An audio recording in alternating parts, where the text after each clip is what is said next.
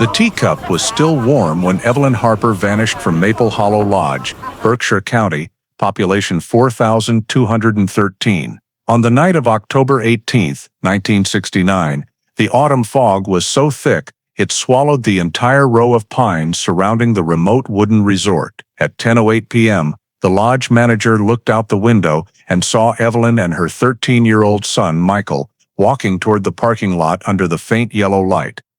Their station wagon started up, then died after a few seconds. Evelyn was wearing an ivory wool shawl, a late birthday gift that Michael had just given his mother that evening.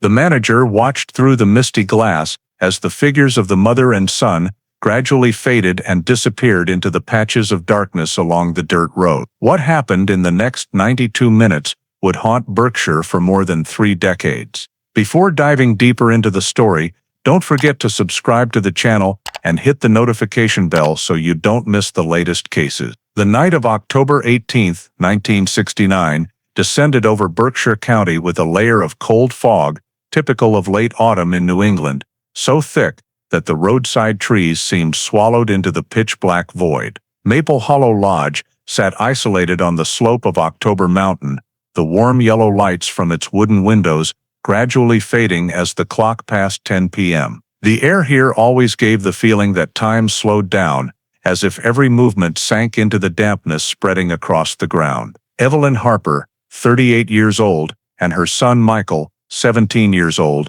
were last seen leaving the lodge toward the end of the evening. They walked across the parking lot, their figures blending into the thin veil of fog, faint words lingering before dissolving into the night. A couple staying at the lodge said they caught a glimpse of the headlights of the Harper family's station wagon turning on, cutting through the white blanket of fog, before suddenly going out, leaving the courtyard in silence. No one thought that was the last moment they would see the mother and son alive. By nearly midnight, when Evelyn and Michael had not returned as planned, the Harper family in Pittsfield began to worry. Repeated phone calls to the lodge went unanswered. A cousin drove out to check along the familiar route into the forest, but found only thick darkness and cold, damp fog covering the windshield. The family's unease grew with each passing minute, as every reasonable possibility was ruled out. They couldn't have been out of contact for so long, especially given the unfavorable weather conditions that night. After more than an hour of futile attempts to reach them and search, the family finally had to face what they had quietly feared all along. Something unusual had happened. At exactly 12:47 a.m., they called the Berkshire County Sheriff's Office to report Evelyn and Michael missing from Maple Hollow Lodge. Just minutes after receiving the report, the dispatcher sent the nearest patrol unit to the lodge to assess the situation. As the patrol car drove down the narrow road covered in fallen leaves leading to the lodge, the thick fog still clung to the ground, swallowing chunks of the headlight beams. Maple Hollow Lodge lay silent in the darkness, with only the faint yellow hallway light spilling onto the damp wooden floor. The 2 officers knocked on the main door, but got no immediate response. Only after identifying themselves did the manager appear, his face still showing traces of fatigue and shock upon hearing that the Harper mother and son had not made it home. The officers asked him to open the common areas and reconfirm the details, beginning to note the initial observations. Evelyn and Michael's room was tidy, with no signs of disturbance. The back hallway leading to the parking lot was quiet. No one had seen them return after leaving the lodge at the end of the evening. One officer walked around to the back lot, noting the damp wooden surface and thick clinging fog that made any traces very hard to observe in the dark. He reported back that there was no unusual activity in the parking area and no sign of the Harper family's station wagon in the spot where it usually parked during their previous stays. Both the front desk staff and the last 2 guests, still awake, provided the same information. They only saw Evelyn and Michael leave the lodge sometime after 10 p.m. No one noticed anything else, nor heard strange noises or arguments. Based on these accounts, the officers established the last confirmed sighting time of the mother and son. One server remembered it quite clearly, because she was finishing collecting the cups and glasses in the common room. Evelyn had said goodbye as she passed by, while Michael walked a few steps behind, head slightly bowed. hands in his coat pockets. Everything matched the family's description. The officers continued observing around the lodge, but did not expand the scope, as they were only handling a missing persons report at this point, with no basis to suggest a criminal matter. In their quick notes, they listed poor weather hindering visibility. The vast forest around the lodge impossible to check that night. The lower floor of the lodge remained lit until staff locked up, but no one saw the mother and son return. They asked the manager a few more questions, whether the Harpers had planned to go anywhere after dinner, whether they seemed worried or in a hurry. The manager shook his head, saying they appeared completely normal that evening. No signs of struggle, no cries, no reports of unusual noises. Only one detail caught the officer's attention. No one clearly remembered when the family's car left the lot. Nearly an hour of surveying passed in the damp chill of the night, and the officers concluded that the mother and son were no longer at the lodge, and no one there had additional useful information. The case qualified for an official file, and one of the officers immediately radioed the report to complete the procedures at the station. At exactly 1:58 a.m., the Berkshire County Sheriff's Office officially opened a missing persons file for Evelyn and Michael Harper, a move that no one at Maple Hollow Lodge knew would launch an investigation lasting decades. As the morning of October 19, 1969, began, 3 investigators returned to the lodge to carry out the first step in the missing persons procedure, interviewing those who had seen Evelyn and Michael the previous evening. Since the initial nighttime check found no signs of violence or clear evidence, the focus now shifted to gathering statements to reconstruct the final 2 hours before the mother and son disappeared. The evening front desk clerk was called down first. She described in detail the time Evelyn and Michael spent in the common area after dinner. According to her statement, around 9:45 p.m., Evelyn came to the counter for a thermos of hot water, chatting briefly about the unusually cold weather, while Michael stood near the window looking out at the foggy dark courtyard. The clerk confirmed they showed no signs of haste or worry. Evelyn even said she would return to the front desk the next morning to check out. The officers noted this time as the starting point of the timeline. A couple staying in room 7 were also called down, and they confirmed seeing the mother and son leave the common area sometime after 10 p.m. The husband recalled that as they passed in the hallway, Evelyn smiled and greeted them, while Michael followed a few steps behind with a pensive look. This was the last time these guests saw them. The officers marked this as the final confirmed sighting time at the lodge. A late shift server also provided useful information. She heard faint sounds outside the parking lot a few minutes after 10 p.m. Like a car door closing, but the thick fog prevented her from seeing clearly who it was. This time was added to the timeline but noted as unconfirmed. After interviewing all staff and guests present, the officers expanded statements to those who had encountered the Harpers in the hours before they left the lodge. A worker at a small gas station about 2 miles from the lodge reported that Evelyn and Michael stopped by in the late afternoon. Around nearly 8 p.m. Evelyn bought coffee to go, while Michael purchased a bottle of water and a few small maps near the checkout. Nothing suspicious in their behavior, and the gas station worker confirmed they left in good spirits. A local hunter preparing to head back to his cabin said he saw the Harper family's station wagon pass a curve before the forest around 9:20 p.m., the headlights cutting a long streak through the fog before disappearing behind the trees. He didn't see anyone inside, but remembered the license plate because the car style was familiar in the area. This statement added an earlier point to the timeline, helping police know the route taken before the mother and son arrived at the lodge. With the collected timestamps, the investigation team began building a preliminary timeline. 8 p.m., the mother and son leave the gas station. Around 9:20 p.m., vehicle appears on the forest road. 9:45 p.m., they are in the lodge common area. 10 o'clock, 10:10 p.m., they leave the lodge, seen by witnesses. After 10:10 p.m., no further confirmed sightings. This timeline still had significant gaps, especially the period between leaving the main road and arriving at the lodge. As these points were compiled into a summary table, the officers moved to the most critical part of the morning, taking a statement from Charlie Harper, Evelyn's husband and Michael's father. Charlie arrived at the station looking exhausted, saying he had waited for news all night and hoped his wife and son had just lost signal somewhere. When asked about October 18th evening, Charlie stated he left home at 7 p.m. to visit a friend in the hospital in Springfield. He said he arrived at 8:30 p.m., stayed about an hour, then headed back, arriving home near 11 p.m. This was the alibi he provided initially. However, the investigator immediately noted a suspicious point. The round trip from Pittsfield to Springfield typically took nearly 2 hours, not counting parking and walking into the hospital, so Charlie's timeline seemed too short for reality. When pressed further about the departure time from the hospital, Charlie estimated around 9:30, but couldn't recall where he parked or which doctor he visited. This vagueness led the officers to mark the alibi as needs further verification.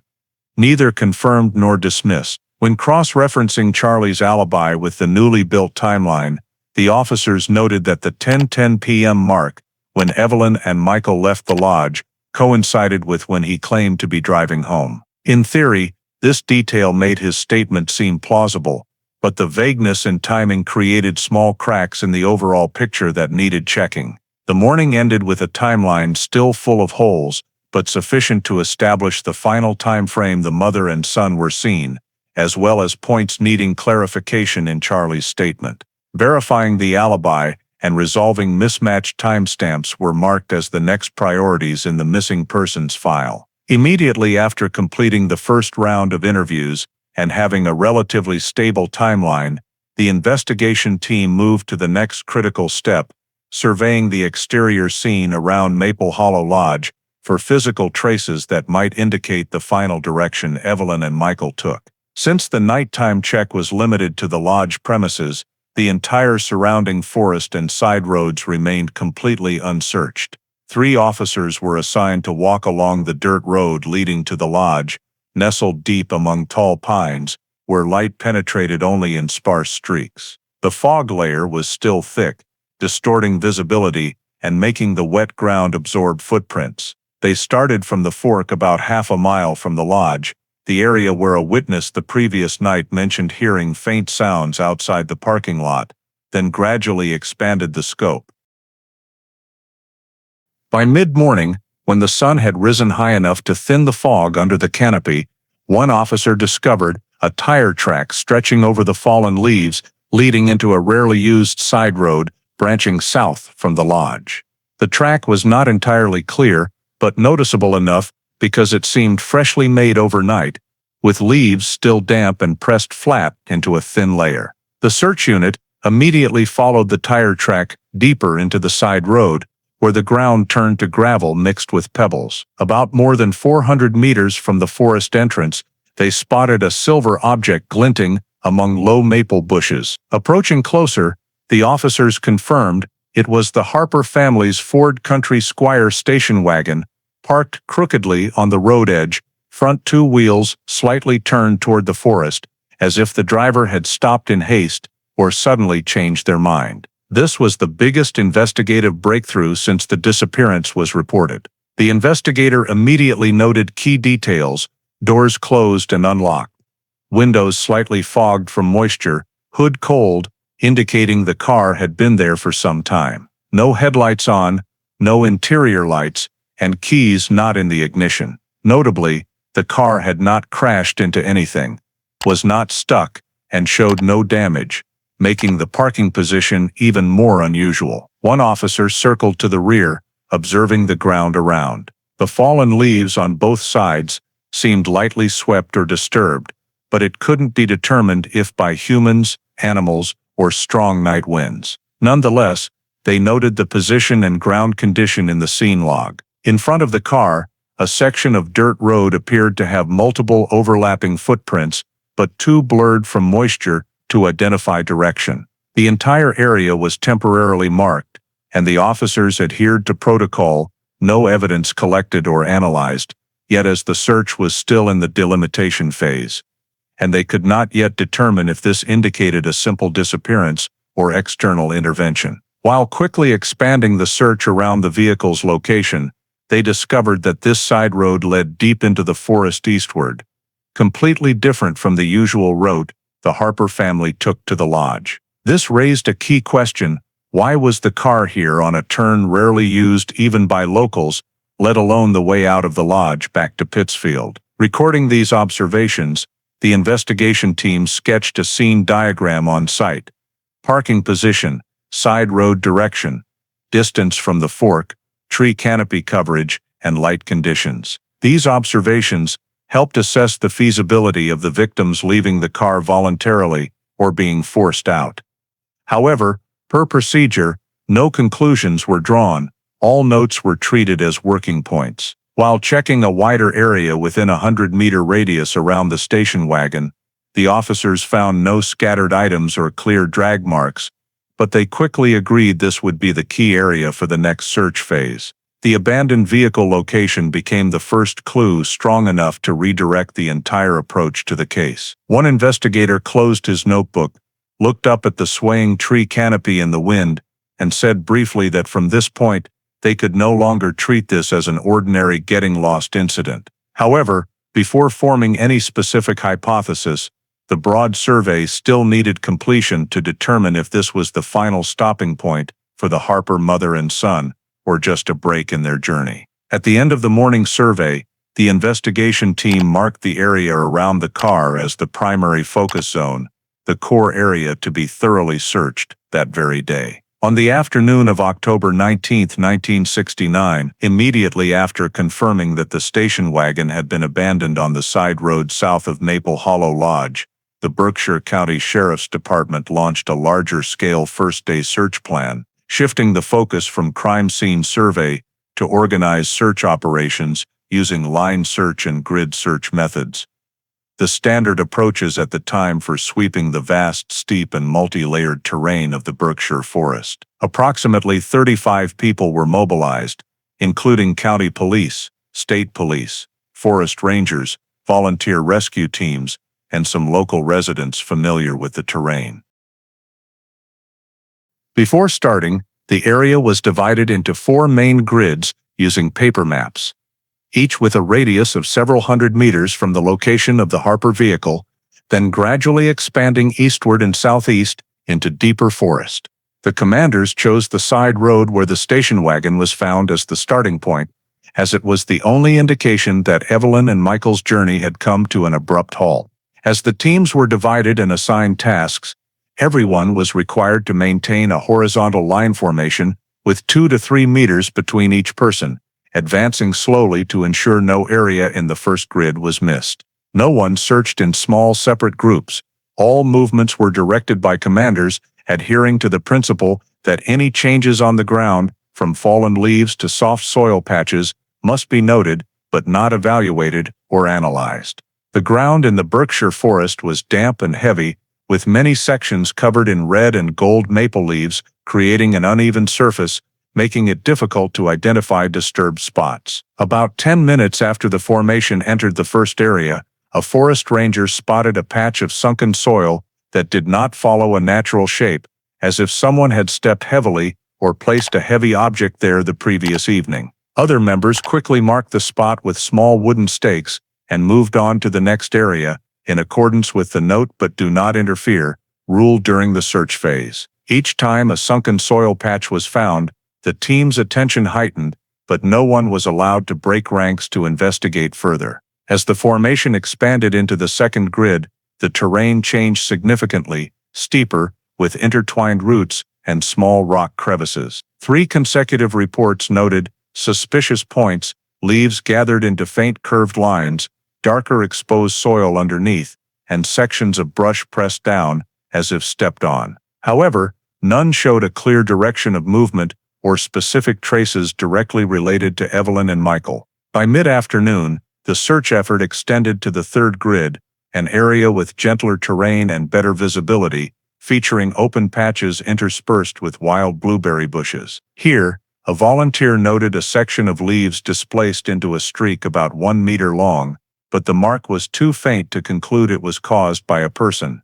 The previous night's wind was strong enough to create such changes. Nevertheless, per procedure, the team marked the area and continued northeast. For the next half hour, There were no further discoveries beyond a few lightly disturbed fallen leaf patches. No one saw any items or unusual signs, like fabric, paper, personal belongings, or clear footprints. Even experienced rangers suggested that most ground changes could be due to animals, as Berkshire in this season had many deer and black bears moving at night. Still, the search team maintained a slow and steady pace, examining each section meticulously. As the eastern group approached the edge of the third grid, they encountered a flat strip of land with leaves displaced southwest, as if something had brushed through at a low level. Some suspected it might be a drag mark from a heavy object, but per regulations, no one was allowed to offer opinions.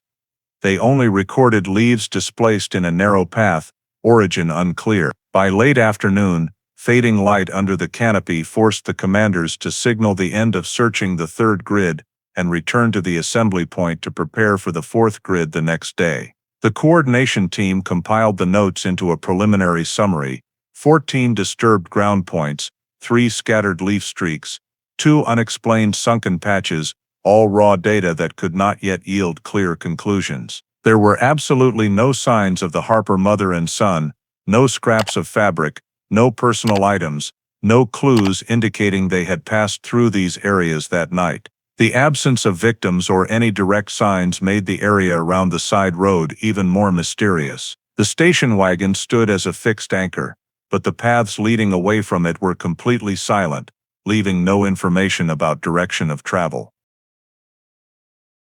As darkness approached, the entire team had to withdraw from the forest per safety regulations, and investigators agreed that the first search day had only been sufficient to identify the core area, not to pinpoint a specific location.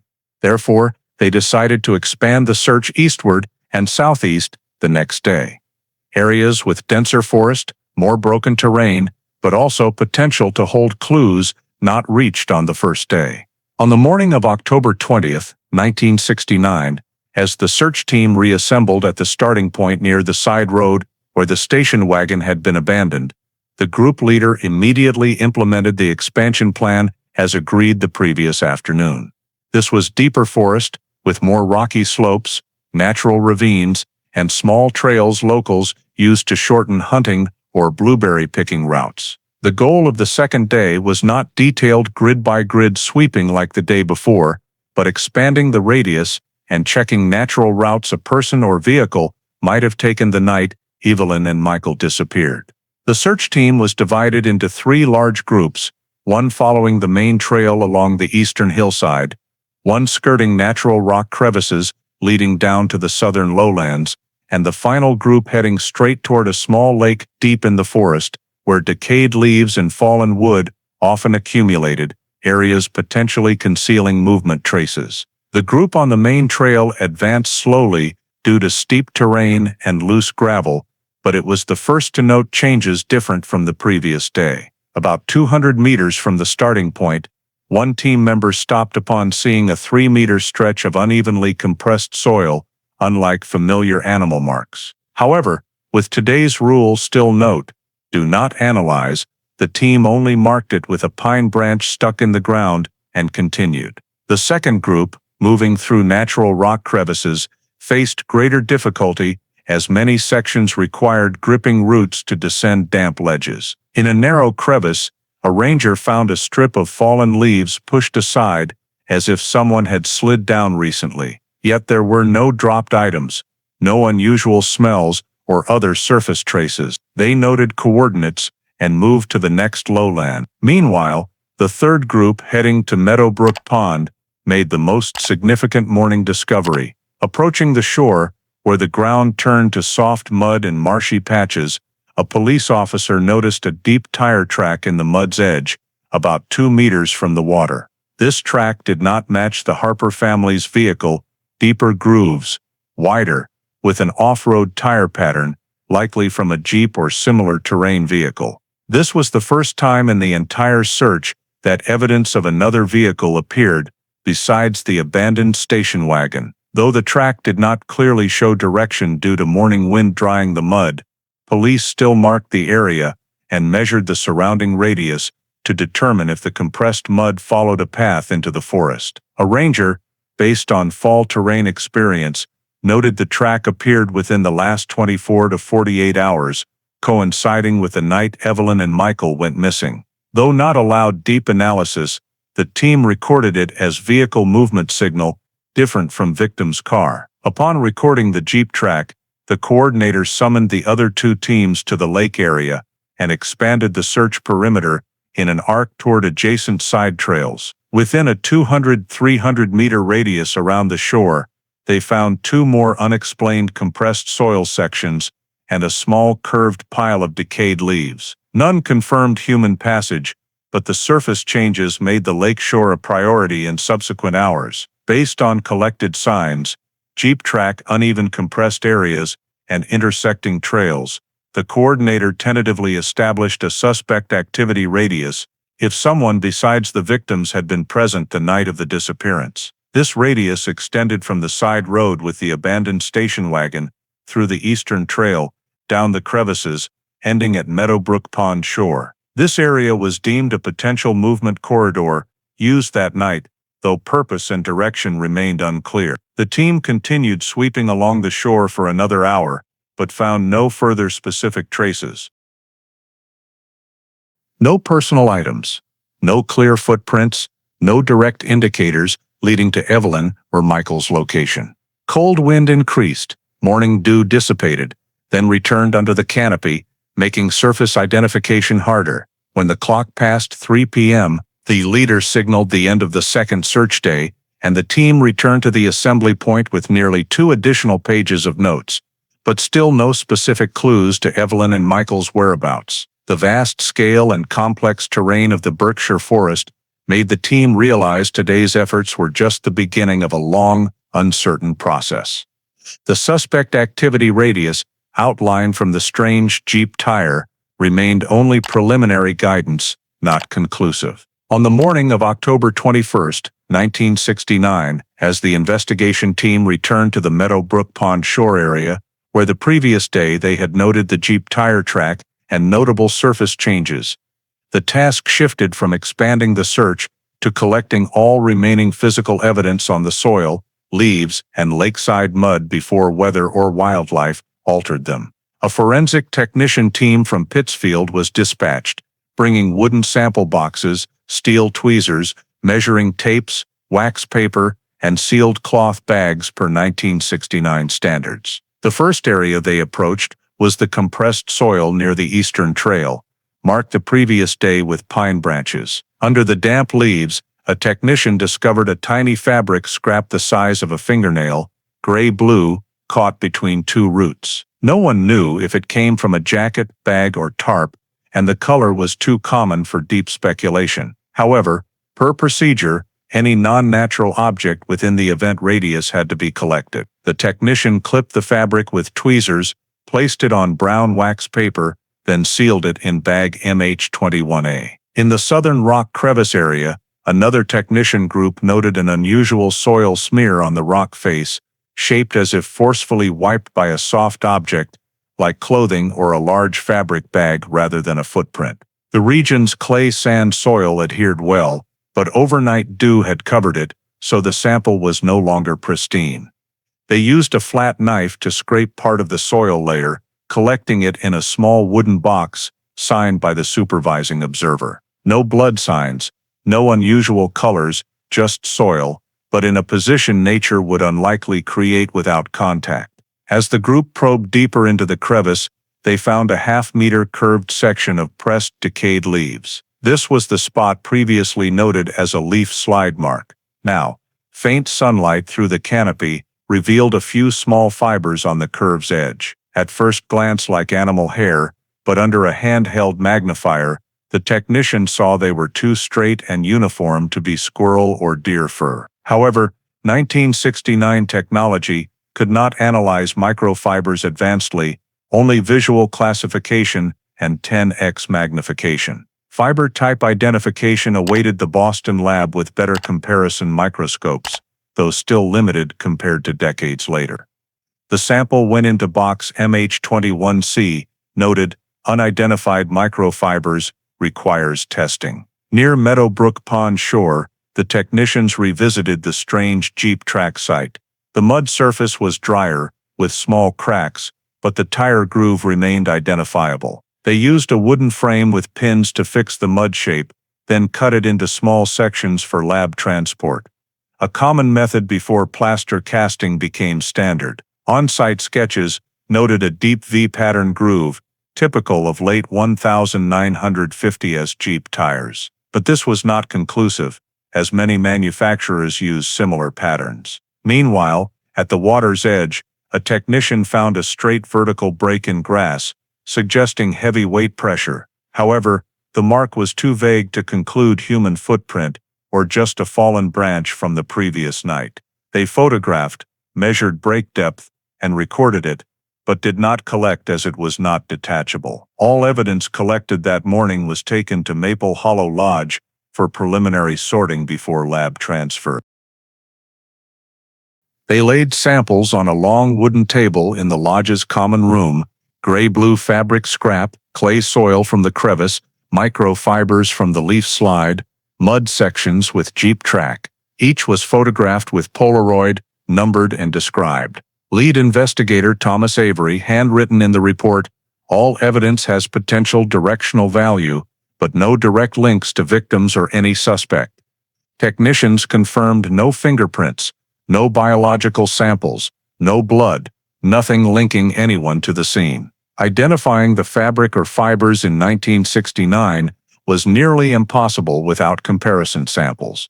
The Jeep track could not lead to an individual, only indicating vehicle type, not owner. Before leaving the lodge, Avery concluded in a lowered voice, "No evidence allows identifying who left the traces. All lack weight to open new investigative directions."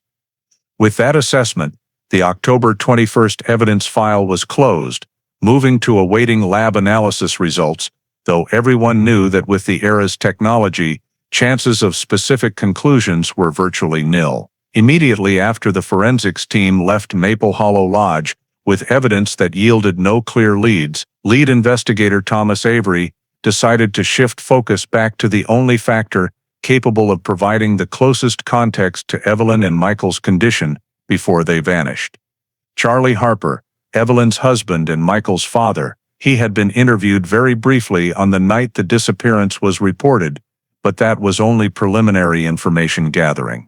This time, Avery wanted a full interrogation, recorded, and with a meticulous cross-checking of every timeline point. The interrogation took place on the morning of October 22nd in a small office at the Berkshire County Sheriff's Office, with windows overlooking a parking lot covered in fallen maple leaves. The dim autumn light of New England made the atmosphere even colder and more tense. Charlie entered, looking exhausted, his eyes red from lack of sleep, his posture rigid as if his body was constantly on the defensive. He affirmed he was ready to cooperate. Avery opened his notebook, turned on the recorder, his voice steady and emotionless. "Mr. Harper, we need you to describe your entire activities from noon on October 18th until the moment you reported your wife and son missing." Charlie took a deep breath and began recounting slowly that he had left his home in Pittsfield in the mid-afternoon to go to Springfield on business, specifically to meet an acquaintance who repaired industrial machinery to inquire about buying a replacement part for the small machine shop he managed. When Avery asked for the acquaintance's name, Charlie replied it was an old Army buddy, but he couldn't remember the phone number, and said the meeting took place at a private garage near the East Forest Park area. However, when asked to describe the garage's sign, the wall color, or area features, Charlie hesitated, only managing to say, "It's near the main road, that's what I remember." Avery noted it carefully and moved to the timeline. Charlie stated he arrived in Springfield around 6 p.m., met the acquaintance for 20-25 minutes, and then left, afterward stopping at a nearby diner for coffee. When asked the diner's name, he wasn't sure, only remembering the sign was red. Avery set down his pen and asked for clarification. "You say you left the garage at 6:20 and stopped at the Red Sign coffee shop. Do you remember what you ordered? Do you have a receipt?" Charlie replied that he just had black coffee, sat for about 15 minutes, and left. Didn't keep the receipt, he said, his voice fading. Avery continued. Where did you go after that? Charlie said he drove straight home. The road was dark with little traffic, so he didn't remember the exact time, but believed he arrived home before 9 p.m. Before 9, Avery repeated, emphasizing. Yes, I think so. But in the statement from the night of the incident, Charlie had said he got home, close to 10, around 9:30 or later. A detail the investigator had not forgotten. Avery flipped back to the October 18th evening report. Here you said I got home close to 10, around 9:30 or later. Now you're saying before 9. Why the change? Charlie immediately became flustered, his hands clenching on the table. He tried to explain that at the time he was too panicked, didn't remember clearly, and that night, everything was a mess. Avery didn't argue, just noted it in the record.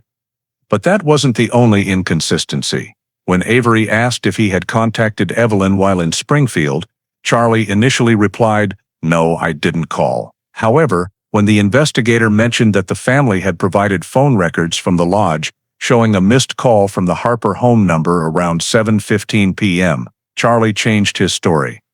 "Oh, right, I did call, just to ask if she and the kid wanted me to bring anything back." Avery noted the time, 7:15 p.m., fell right in the period he was supposedly at the garage or coffee shop. "Where did you call from?" Charlie paused for a few seconds, then said he called from a public payphone near the garage. But when Avery asked him to describe the payphone's location, Charlie said, probably at the corner, then changed it to, or in front of a small convenience store. Nothing was consistent. Avery continued verifying the route. Charlie said he took State Route 20 down to Springfield, but claimed on the way back he definitely went through Lenox, which didn't match a normal round-trip route. When asked why he took the detour, he said, "I wanted to avoid traffic." Meanwhile, 10 p.m. on October 18th had no reported congestion in Springfield or Pittsfield. Another point that caught Avery's attention was Charlie's inability to pinpoint his departure time from Springfield. "I left around 8 or 8:30, he said.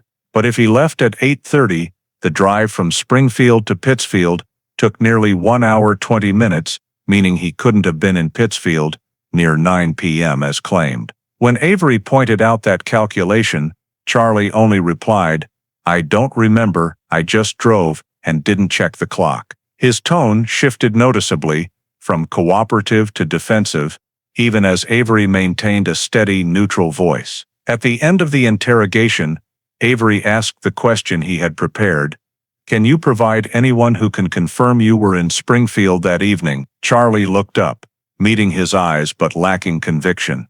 "No, I went alone. My friend was busy, met me briefly, and left right away." "What's his name?" Avery asked again, slowly. Charlie only said, "I told you, I don't want to drag him into this." And that was when Avery concluded in his internal notes, alibi, unverified. Inconsistent timelines. Evasive behavior, marked, person of interest. The interrogation ended in silence, only the sound of a pen scratching the final page of the report, confirming that from this point forward, Charlie Harper was no longer merely the reporting party. He had become the central figure against which every branch of the investigation would be cross-checked. Immediately after the first interrogation with Charlie Harper, as the contradictions in his timings and routes made the investigation even heavier, lead investigator Thomas Avery decided to move to the next step, mapping out all possible movements of Evelyn and Michael from the moment they left Maple Hollow Lodge on the night of October 18, 1969.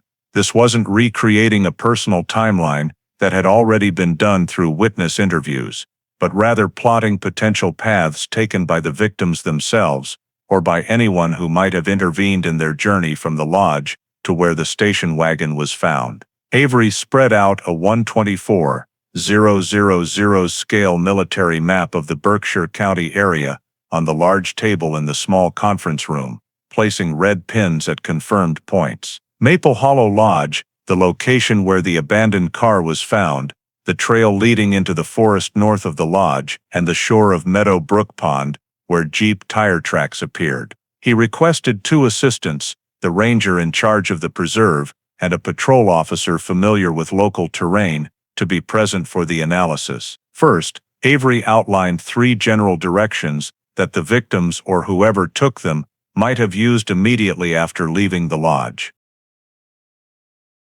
The first direction was the straight route down to State Route 7, the largest road in the area connecting Berkshire County to Pittsfield. If Evelyn and Michael left the lodge on their own, the most likely choice would be this route to head home. But the fact that the station wagon didn't appear along this route or nearby side roads led Avery to rule it out as highly probable. Still, he noted Route A toward Route 7. Low probability but cannot be dismissed. The second direction was based on the eastern forest trail from the lodge, the path the initial search party had swept and where some soft, disturbed leaf patterns appeared. This led deep into the woods, through small valleys, and connected to 2 secondary paths leading to old dirt roads developed in the 1940s. Avery marked this direction with blue pins, noting Route B difficult terrain, rarely used, suitable for undetected movement.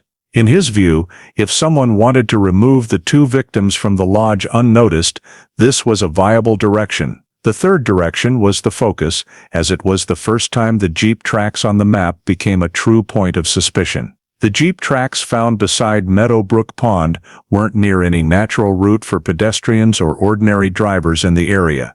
They were offset northwest of the lodge along a looping path only those familiar with the terrain would know, a narrow access road periodically used by rangers to reach an old observation station. Avery marked this direction with dark yellow pins running a thin string connecting the lodge, the western trail, and the tire track location. Route C, he wrote on the map, potentially directly linked to the vehicle present at the scene. During the evaluation of the 3 directions, Avery asked the ranger to describe in detail the width of the western trail and confirm whether an older Jeep could pass through without making much noise. The answer was entirely possible because the ground was thickly covered in leaves with few rocks, and the Jeeps common in the region had short wheelbases and large tires suited to wet terrain. That was when Avery first wrote in his investigation log, Jeep location not random. But to be sure, he continued expanding the analysis. He requested a review of map routes leading out of the county within a 3-mile radius of the abandoned car location. From there he drew 3 radius circles, each based on reasonable time an offender could have moved the 2 victims by Jeep or the station wagon itself before abandoning it. He numbered them Radius 1, Radius 2, Radius 3. In the smallest radius, there were only forest roads, trails, and 1 fork heading north, but no major residential areas. In the second radius, the range began covering some dirt roads connecting to old abandoned farmland from the 1950s. In the third radius, the area expanded to the edge of Hampshire County border, with many secondary roads heading west. From those 3 radii, Avery began modeling a potential suspect's movement based on the simplest hypothesis: if the Jeep was truly involved, its driver entered the area near the lodge, stopped near the pond, then turned back along one of the 3 exit routes without leaving further traces. The key factor was the station wagon's abandonment location. The distance from the lodge to the car was about 1.5 miles as the crow flies, but required a looping path to reach. This indicated familiarity with the terrain. A stranger to the Berkshire County woods couldn't choose this path at night. When overlaying the 3 victim movement routes with the 3 suspect radius circles, Avery noticed a notable overlap. The wagon's location was near the intersection of Route B and the first radius of Route C, where the Jeep tracks appeared. Intersection point, he circled in red on the map, potential contact or vehicle transfer point. This was the first time since the disappearance began that there was a lead clear enough to form a specific investigative direction. At the end of the analysis, Avery stepped back to view the entire map: lodge, trails, pond, jeep tracks, abandoned car location, radius circles. All formed a grid of possibilities, but Route C, with the jeep presence, stood out as the central axis. The investigation team agreed to designate it as the high suspicion area, while concluding that any suspect, if existent, most likely moved within a maximum 30-minute radius around the tire track discovery point. With that conclusion, Avery folded the map, marking the completion of the initial movement model phase and preparing for the next stage, field cross-checking to confirm or eliminate each route in the three directions just mapped. Immediately after completing the mapping of possible movement directions and narrowing the suspicion area around the Jeep tire track location, lead investigator Thomas Avery decided to expand interviews to the scattered households in the northwestern Berkshire County forest, where routes B and C intersected, and the only area directly linked to the Jeep tracks found beside Meadowbrook Pond. This was the second round of interviews, targeting people not present at Maple Hollow Lodge on the night of October 18th, but who might have seen or heard something while traveling or at home near the logging trails. Though sparsely populated, the area still had a few long-standing cabins, mostly owned by hunters or families in the logging trade since the 1940s. People who knew the Berkshire woods like the back of their hand and often noticed any unusual nighttime movement. The first person Avery approached was Reese Talcott, owner of a cabin less than half a mile from the turnoff to Pine Ridge Trail. When asked if on the evening of October 18th he heard any engine noise, vehicles entering the forest, or anything unusual, Talcott shook his head immediately, stating he went to bed early because he had to rise at 4 a.m. for trapping. However, he remembered his hunting dog howling once around nearly 11 p.m., then going silent after a few seconds. "It was just an alert bark, not an alarm," he said.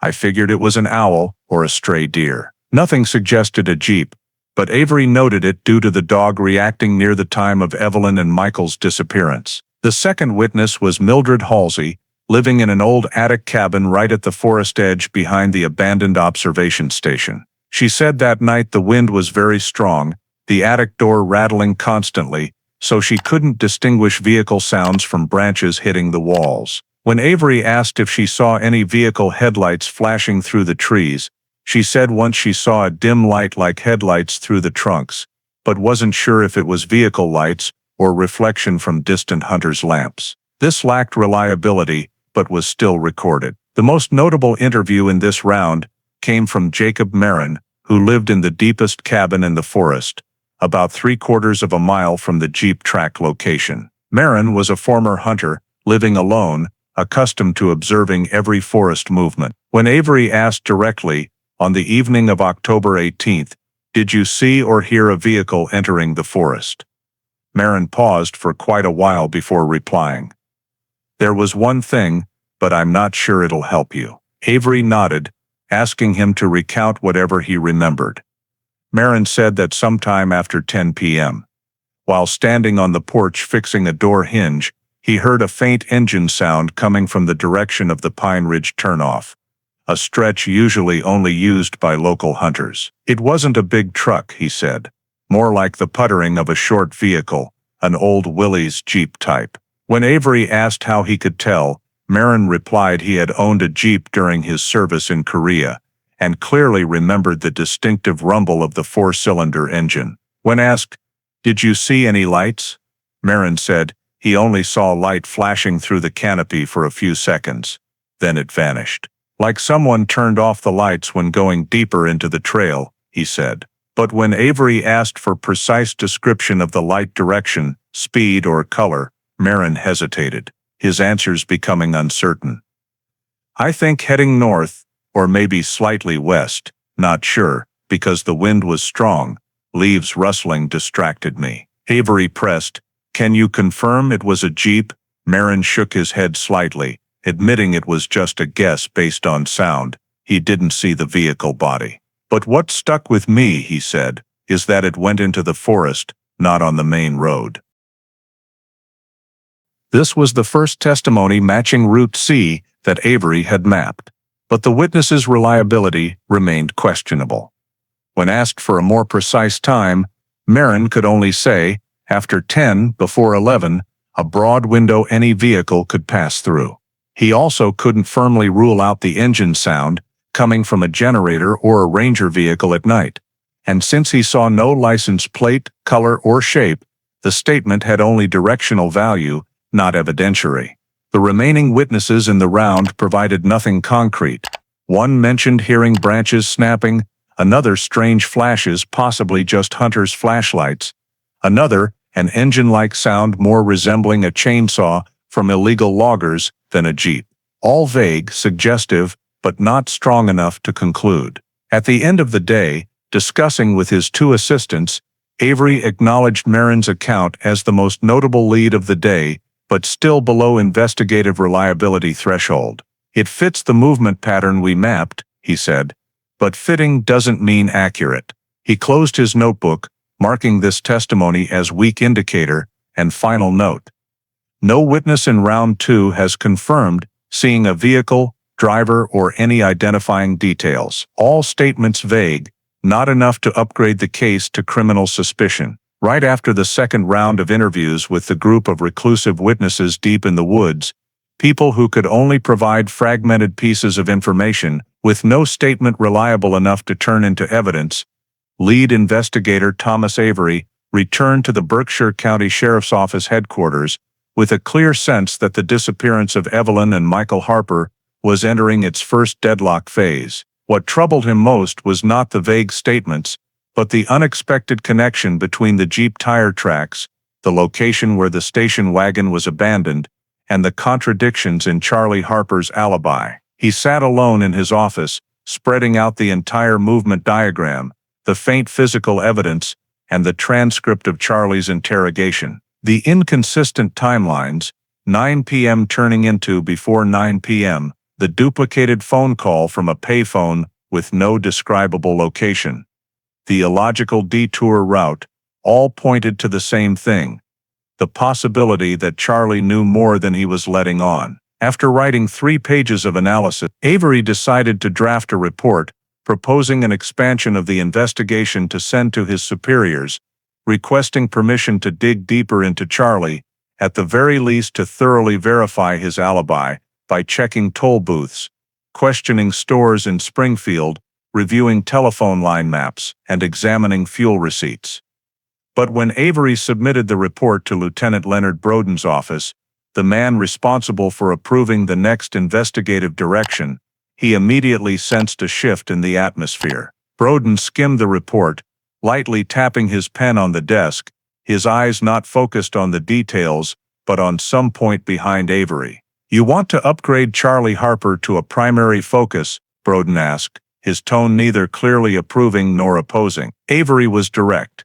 "At the very least, I need permission to verify the alibi. The current report shows significant contradictions in his timing and route."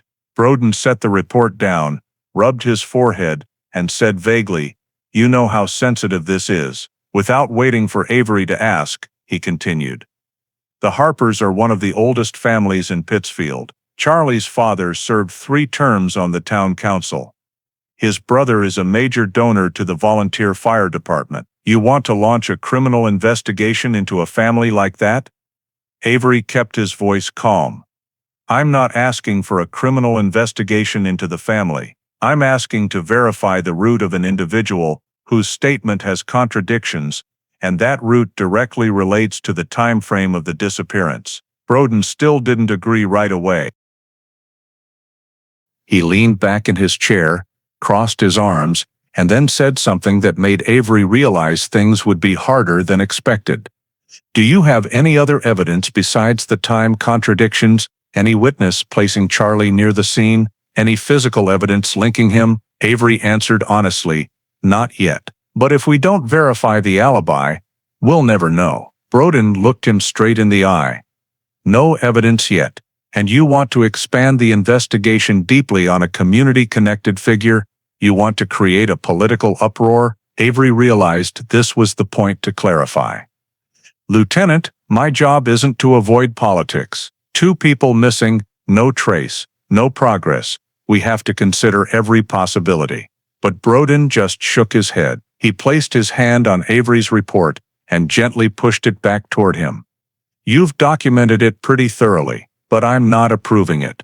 If you want to dig deeper on Charlie Harper, you need physical evidence or a highly credible witness. That's it." Avery fell silent, trying to stay calm, but he clearly felt that this wasn't just a professional decision, it was an administrative one, wrapped in the guise of procedure, but actually an indirect intervention from political pressure and the Harper family's network of connections. After the meeting, he left Broden's office with the report in hand, feeling a heavy weight as though he'd just been stripped of the most important tool in the investigation, the right to ask the right person the right questions at the right time. When he returned to his office, his two assistants, Beckley and Hammond, were waiting with updates from the other search teams. They asked directly, "Did the lieutenant approve verifying the alibi?" Avery just shook his head. Beckley muttered a quiet curse and went silent. Hammond only sighed. They all understood the implication. Without being allowed to pursue the Charlie angle, the other branches of the case would be narrowed down to the vast forest areas, practically impossible to exploit. Avery wrote in his internal notebook, October 23, 1969. Proposal to expand investigation on Charlie Harper, denied. Reason, no additional evidence. Note clear signs that the case is being restricted in investigative direction due to community connection factors. By the end of the day, the report was filed in the disappearance case folder, but without an approval stamp. This was the first time since the case began that Avery sensed an invisible but very real resistance emerging, preventing questions from being asked of the right person at the right time. And it gave him a premonition that the coming days of the investigation would no longer be purely professional work. Entering the second week since Evelyn and Michael Harper went missing, with the investigative direction toward Charlie Harper blocked by Lieutenant Broden's decision, lead investigator Thomas Avery was forced to pour all efforts into the expanded search phase, an effort that was both technical and a way to hold out against pressure from the victim's family, local media, and county authorities. With little hope left that untangling the contradictions in Charlie's statement would be permitted, Avery focused on the only resource he could still control, the ground search teams. Week 2 began with a brief meeting at Maple Hollow Lodge, where about 24 members of volunteer rescue teams, forest rangers, and local firefighters gathered in the lodge's large dining room, maps spread across the entire table. Compared to the first week, the force had dropped by nearly half, partly due to the grueling task, partly due to lack of progress, and partly because superiors no longer treated it as an emergency, but shifted it to a sustained search mode. Avery stood at the head of the table, pointing to the areas already grid-searched the previous week, then used a pencil to circle a larger area to expand the scope to forest regions not reached in the first week. The chain of lakes to the west, the series of natural rock gullies running along the northern mountain slope, and the shallow caves formed by long-ago rock slides. Phase 2 is no longer about finding lost hikers. Avery said in a neutral tone, "We're looking for traces, any traces at all." The veterans understood. This wasn't just a tactical change, but a silent admission that the chance of finding the victims alive was virtually zero. Still, no one said it out loud. On the first day of week 2, the search team split into 3 groups. Group A worked along the eastern shore of Shadow Bend Lake, a smaller and shallower lake than Meadowbrook Pond, but with many deep rock crevices along the bank, creating natural pockets where decayed leaves piled up thickly. Ranger Nora Grayson led the team along the water's edge, using probes to check the depth of the mud layers. They found a few disturbed surface patches, but nothing clear enough to distinguish between human or large animal activity. Wind off the lake made the water ripple, making it hard to spot anything submerged near the shore. A volunteer diver was brought in, but due to the murky water and low light, he could only dive close to the edge, no farther than a 15-20-foot radius from the bank. No foreign objects, no clothing, no drag marks, just slippery rocks and rotted branches. Group B was assigned to check the network of rock gullies to the north.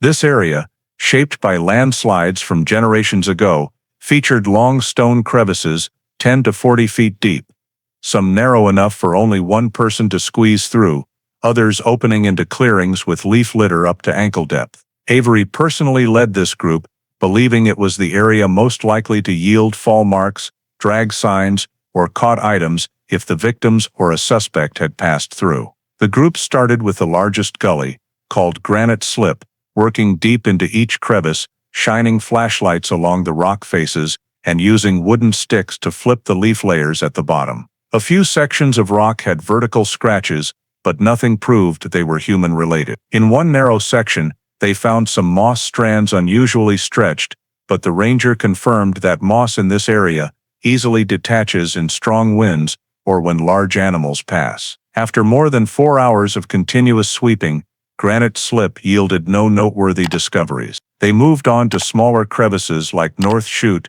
Deer Path Crack, and Old Miner's Fold. All produced similar results: treacherous terrain, but no physical traces, suggesting the presence of the victims or anyone else. Group C headed southwest to the series of natural caves locals called Stone Hollows, a system of sky-open cavities eroded into the rock by underground water flow. The system wasn't deep, mostly 6 to 15 feet, but it was a place kids often visited to play and hikers sometimes stopped to rest. If someone wanted to hide objects, or if a victim had fallen into a hollow, this was a high-probability area. When the group arrived, they marked each cave with white chalk, then swept the surfaces with flashlights. No fabric traces, no items, no slide marks, no soil disturbances different from natural ones. Just small animal bones and old bear prints. The ranger confirmed those prints were several weeks old, unrelated to the disappearance. After 3 days of continuous searching, despite significantly expanded coverage, all results were the same: negative. The search teams began showing clear fatigue. Volunteers from neighboring towns could no longer participate daily. Firefighters had to return to regular duties. Rangers had to resume scheduled forest patrols. Participation dropped to less than half of the first day. By the end of week 2, the evaluation meeting was held in the backyard of Maple Hollow Lodge. Avery stood before the remaining team, holding the log of every area fully covered. "We've checked the entire lake shores, the major rock crevices, the secondary trails, and the shallow cave system," he said. "No new physical discoveries." Silence enveloped the group. A rescue lieutenant suggested using tracking dogs again, but the ranger said that after 2 weeks, and without a clear initial scent sample, the chances of results were virtually zero. Someone proposed bringing professional divers to sweep the entire lake bottoms with cable drags. But Meadowbrook Pond and Shadow Bend weren't deep enough to create suspicious sink points, and the murkiness made any technique of that era nearly ineffective. When Avery asked if there were any locations possible, but not yet checked, no one had a clear answer. A sense of defeat lingered, but no one dared voice it. Finally, Avery acknowledged the reality. The search team had to downsize. Starting the next day, only one single group would maintain sweeps along the main trails, with no ability to concentrate large forces as in the first week. The search now resembled maintenance, sweeping more than a chance for breakthrough. As late afternoon light fell over the Berkshire forest, Avery watched the remaining people gradually disperse, heading home, their dark jackets blending into the thick tree shadows. In his end-of-day notebook entry, he wrote, "Week 2, comprehensive expansion, no new discoveries. Force significantly reduced." And in a brief moment as cold wind blew through the lodge parking lot, Avery clearly felt what he hadn't yet dared write. The Harper disappearance was gradually approaching the fragile boundary between hope and the harsh truth that sometimes, even after searching an entire vast forest, silence is the only thing found. As the case entered the 17th day since Evelyn and Michael Harper went missing, with the Week 2 search teams yielding no new discoveries and the force significantly reduced, lead investigator Thomas Avery returned to the Berkshire County Sheriff's Office to take the step he knew could no longer be postponed. cross-referencing all collected traces against the current timeline to determine whether the case still fell within disappearance with accident factors or had moved close to the threshold of an intentional criminal act. This was a purely analytical phase, no searches, no witness interrogations, just organizing and testing logic. Avery spent the entire morning spreading out every document on the table. The terrain sketch of the area where the Jeep tire tracks were found, reports analyzing mud samples, fiber traces, and fabric scraps, transcripts from interview rounds 1 and 2, the pre-disappearance timeline reconstruction, and especially the first interrogation transcript of Charlie Harper, with its highly suspicious inconsistent time markers. He began with the most concrete element, the Jeep tracks. The only tire imprint found was of a deep V-pattern type, common on Willys Jeeps and some old military Jeeps popular in the late 1950s. Though the exact model couldn't be pinpointed, the fact that the tracks were in a location off regular paths and reachable via a secluded forest route from Maple Hollow Lodge indicated the vehicle had entered the area intentionally, not accidentally. Combined with a statement from Mr. Jacob Marin, the only person who reported hearing an engine sound like a Jeep after 10 p.m., Avery noted, Jeep tracks are accident, likely presence of a third-party vehicle. Next was the timeline of Evelyn and Michael leaving the lodge. According to verified statements from lodge staff and the last 2 evening guests, they left Maple Hollow Lodge sometime after 10 p.m. No one saw them return. No one heard anything suspicious. No witness saw which direction they drove. Yet the station wagon was discovered the next morning on a farther detour dirt road, not the natural route back to Pittsfield. Avery concluded, distance from lodge to vehicle location, 1.5 miles as the crow flies, requires detour via western forest route, inconsistent with behavior of people driving away from the lodge on their own. When cross-referencing the Jeep tracks direction with the abandoned station wagon location, one overlap stood out. Both were in or adjacent to Route C, the path he had previously assessed as a suspicious movement route based on terrain analysis the week before. This strengthened the likelihood that the case involved a Jeep. But what frustrated Avery most was no physical evidence linked the Jeep to any specific individual, no fingerprints. No biological samples, the fibers weren't sufficient for 1969 technology analysis. Everything remained directional, not evidentiary. Then he moved to the most critical element, Charlie Harper's alibi. This was where the absurdities became glaringly clear. Avery opened the first statement transcript and underlined every anomaly. Charlie claimed he went to Springfield in the late afternoon, no one confirmed. Meeting with old Army buddy, no name, no contact, no description. Garage near East Forest Park. No sign description, no identifiable location. Time leaving garage, 6:20. Time at coffee shop with red sign, doesn't remember name or location. Time leaving Springfield, 8 or 8:30. Time arriving home in Pittsfield, close to 9. But on the night he reported them missing, said around 9:30 or later. Call to lodge at 7:15. Charlie claimed he forgot, then remembered, but couldn't describe the payphone location. Avery drew red lines under 2 points, no verified alibi, and inconsistent explanations. When comparing the stated departure time from Springfield with arrival in Pittsfield, Avery spotted a serious contradiction. If Charlie got home before 9, he would have had to leave Springfield before 7:45, meaning he couldn't have been at the garage and coffee shop as described. Another contradiction, if he called from a payphone near the garage at 7:15, he was still in Springfield then, making it impossible to have been at the coffee shop before 6:45, as in the supplemental statement. Especially when comparing the route Charlie claimed, via Lenox, Avery noted, detour route, illogical, with reported times. Interim conclusion, alibi lacks logic, unverifiable, and contains internal contradictions. After nearly 3 hours of cross-referencing, Avery overlaid 3 layers of information on the map: last known victim sighting location, abandoned vehicle location, Jeep tracks location. Charlie's suspicious time markers, and the truth emerged as clear as ink on paper. Only one person in the entire case had a timeline murky enough, empty enough, and unstable enough to fit into every suspicious window. That person was Charlie Harper. Avery circled his internal conclusion.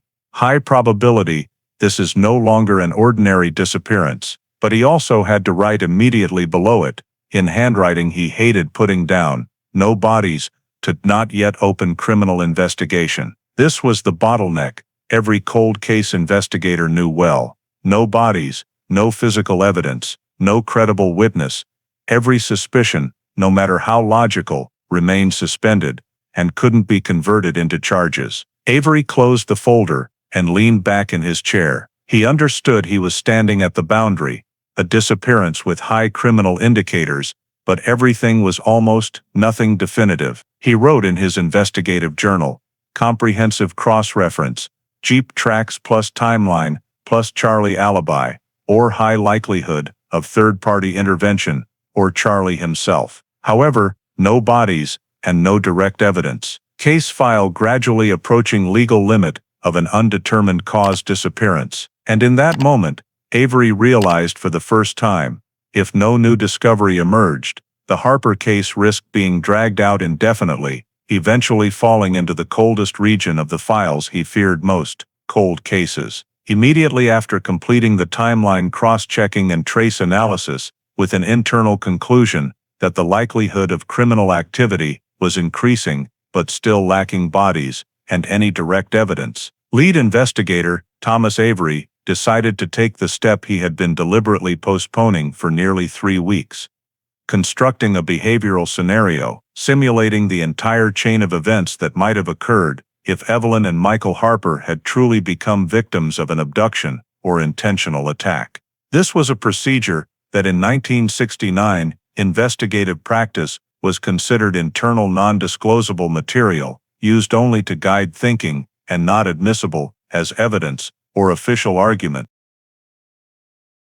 But with the Harper file approaching the threshold of deadlock, Avery was forced to rely on this method to see if there was any scenario reasonable enough to connect the scattered pieces between the Jeep tracks, the location where the car was abandoned, the time the victims left the lodge, and the gaps in Charlie's statements.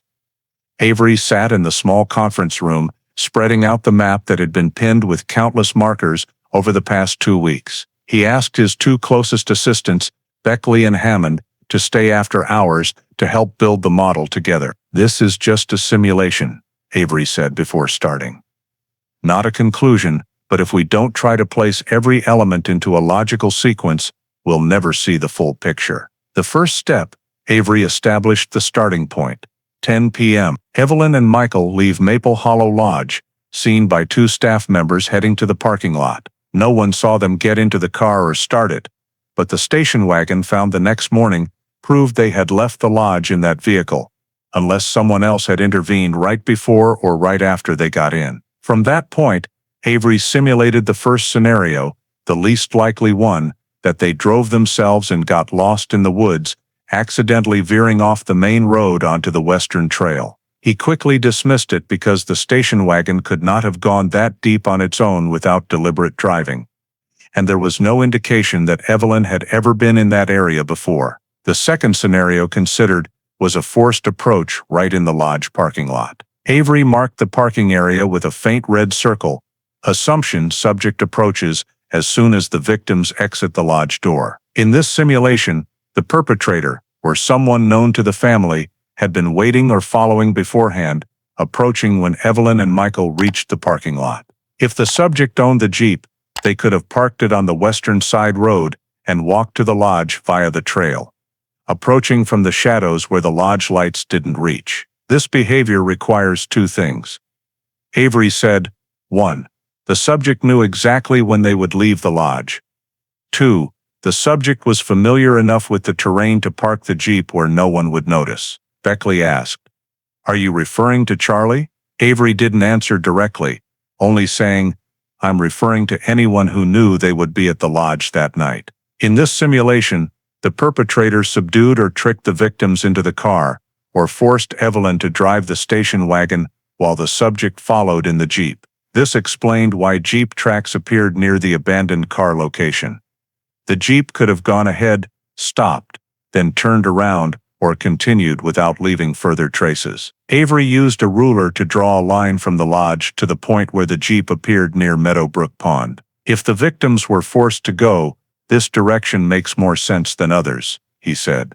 The third scenario, the one Avery rated as most likely in the entire simulation, was based on the assumption that the perpetrator took control of the station wagon, drove it into the western forest road, stopped at a secluded dark spot, and then carried out the next phase of attack or control there. Avery marked this hypothetical stop with a black circle, located between the lodge and the abandoned car site, in the intersection of two little-known side roads. Here, Avery said, if a crime occurred, the perpetrator could quickly move the bodies off the road, hide them in a rock ravine or area covered by fallen leaves. But we have no bodies, meaning the perpetrator might have used the Jeep to take them elsewhere. Hammond interjected, or disposed of them right at the dark spot, then transported them via Jeep. Avery nodded. Exactly. This is a dual vehicle model, the station wagon abandoned to mislead, or because it was no longer needed, while the real vehicle for moving the bodies was the Jeep. He wrote in his notebook, model approach coercion move into forest disposed transfer bodies to Jeep. But immediately below it, he underlined, no physical evidence supporting the model. This was true. No blood, no signs of struggle, no distinctive fibers, no drag marks, no bodies, just an abandoned station wagon and a Jeep track of unknown origin. Avery tried a more detailed simulation. If the perpetrator acted alone, they would have to stop the station wagon at the found location, remove the victims by force or while unconscious, and transport them via Jeep. But to do that, the perpetrator would have to return to the Jeep after abandoning the station wagon, meaning walking a short distance in the dark, or having parked the Jeep closer to the station wagon site, out of the search team's view. This was entirely possible in the pitch black and in the heavily filtered light of Berkshire County in October. If the perpetrator did not act alone, the model became easier, one driving the station wagon, one driving the Jeep. One stops, hands over the victims to the other, then they escape in different directions before reuniting outside the forest. Avery asked, is there any sign that two vehicles left the area at the same time? There wasn't, and since the search team found no additional large tire tracks beyond the single Jeep mark, the two-vehicle model was hard to confirm. At the end of the simulation session, Avery and his two assistants still could not reach a definitive conclusion. They only knew one thing. Every criminal scenario was more plausible than an accident. Every point, from the station wagon location, the Jeep tracks, Charlie's timeline, to the direction of travel, did not support the possibility of natural disappearance. But all behavioral models shared the same fatal obstacle, no physical evidence to support them. Avery wrote the final line on the notes page, his handwriting tired but resolute. Behavioral scenario indicates high probability of crime. However, due to no bodies, all models remain at the level of inference, cannot upgrade the file. And in that very moment, he felt the Harper case wasn't just lacking evidence, it was sliding toward the vast darkness every investigator dreads. The darkness where every hypothesis is plausible, but nothing can be proven. When the behavioral simulation was completed, but could not be converted into any legal progress, lead investigator Thomas Avery knew he had reached the final boundary of the 1969 investigation. 3 weeks of searching, 2 rounds of interviews, dozens of hours combing the terrain, multiple simulated models, and every possible investigative avenue available in the technological context of the 1960s had been exhausted. But one truth overlaid all those efforts, like an impenetrable fog. No bodies. And without bodies, every hypothesis, no matter how clearly criminal, remained suspended in the void between possibility and speculation. One late November afternoon, Avery sat in the small conference room of the Berkshire County Sheriff's Office, facing neatly indexed file folders, statements, traces, analysis, physical evidence, timeline, and finally the thickest folder, Search. The reports were clipped together with cold metal clips, forming a large block of documentation, but lacking the depth the law required to open a criminal case. He flipped through the pages, noting the common thread. Everything reached a threshold and stopped. Jeep tire tracks, undateable, unlinked to any suspect.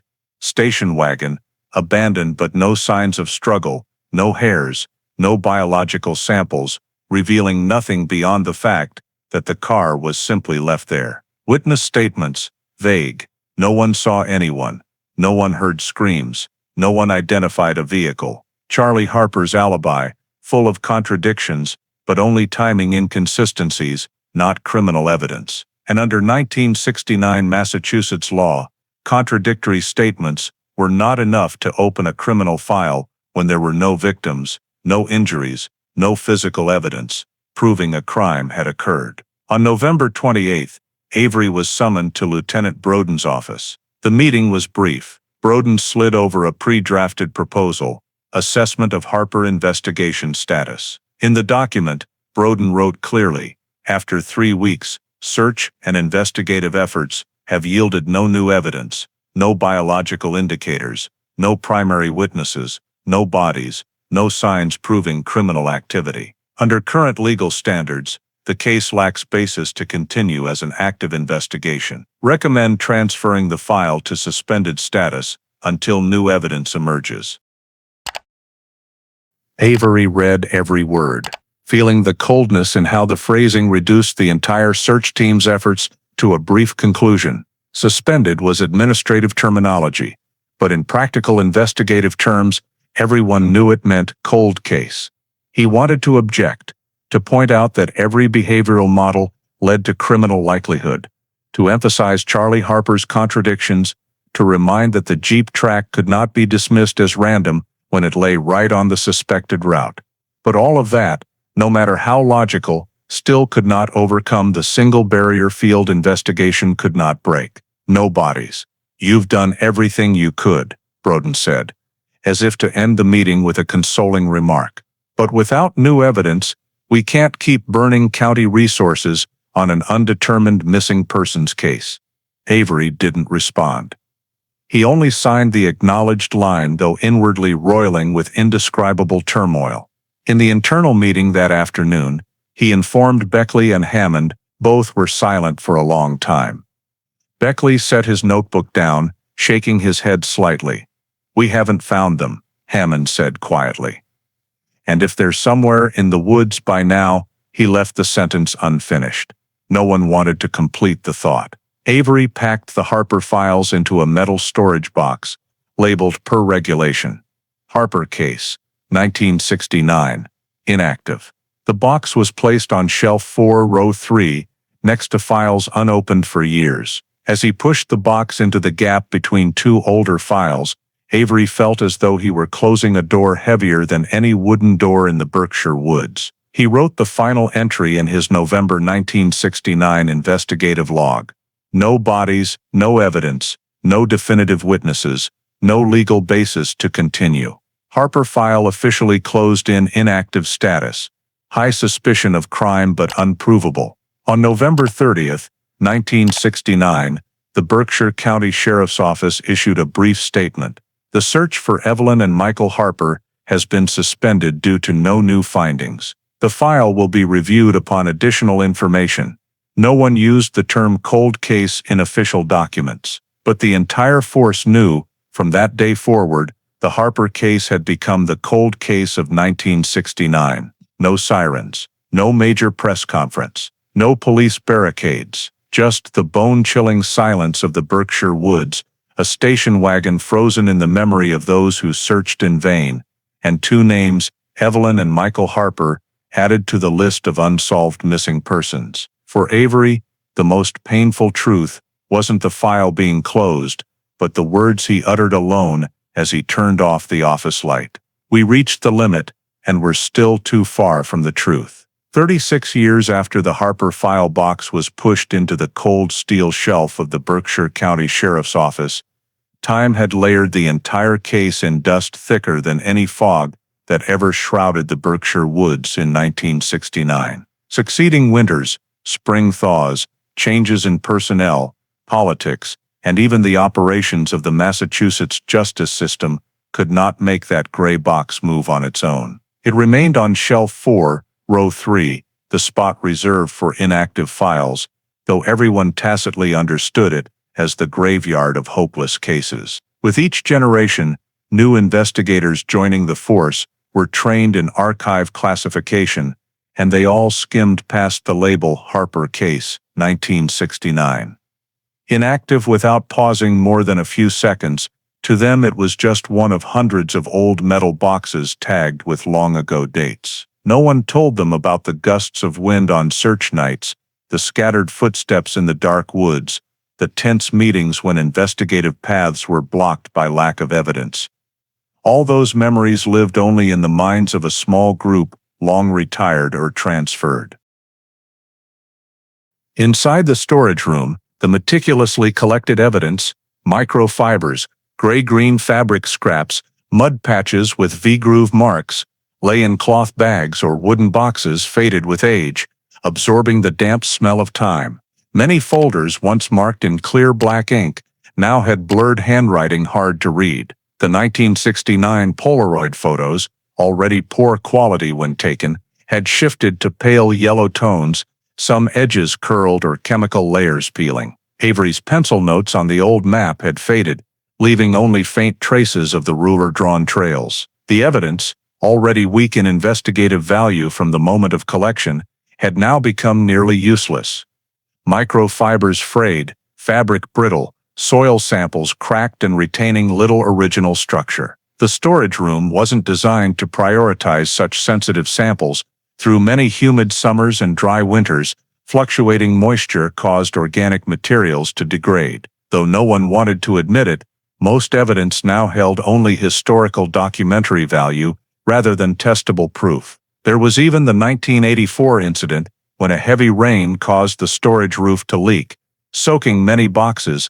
The Harper case luckily avoided major damage, but the box cover stained with brown streaks like an accidental mark of time. In the mid-1970s, during the wave of Massachusetts police reform, many old cases were reviewed for reclassification and transfer. The Harper case was then marked unsolvable with current technology, an internal label for cases with no bodies, no clear suspects, and no identifying evidence. That was an era when investigations still relied on witnesses and basic physical traces.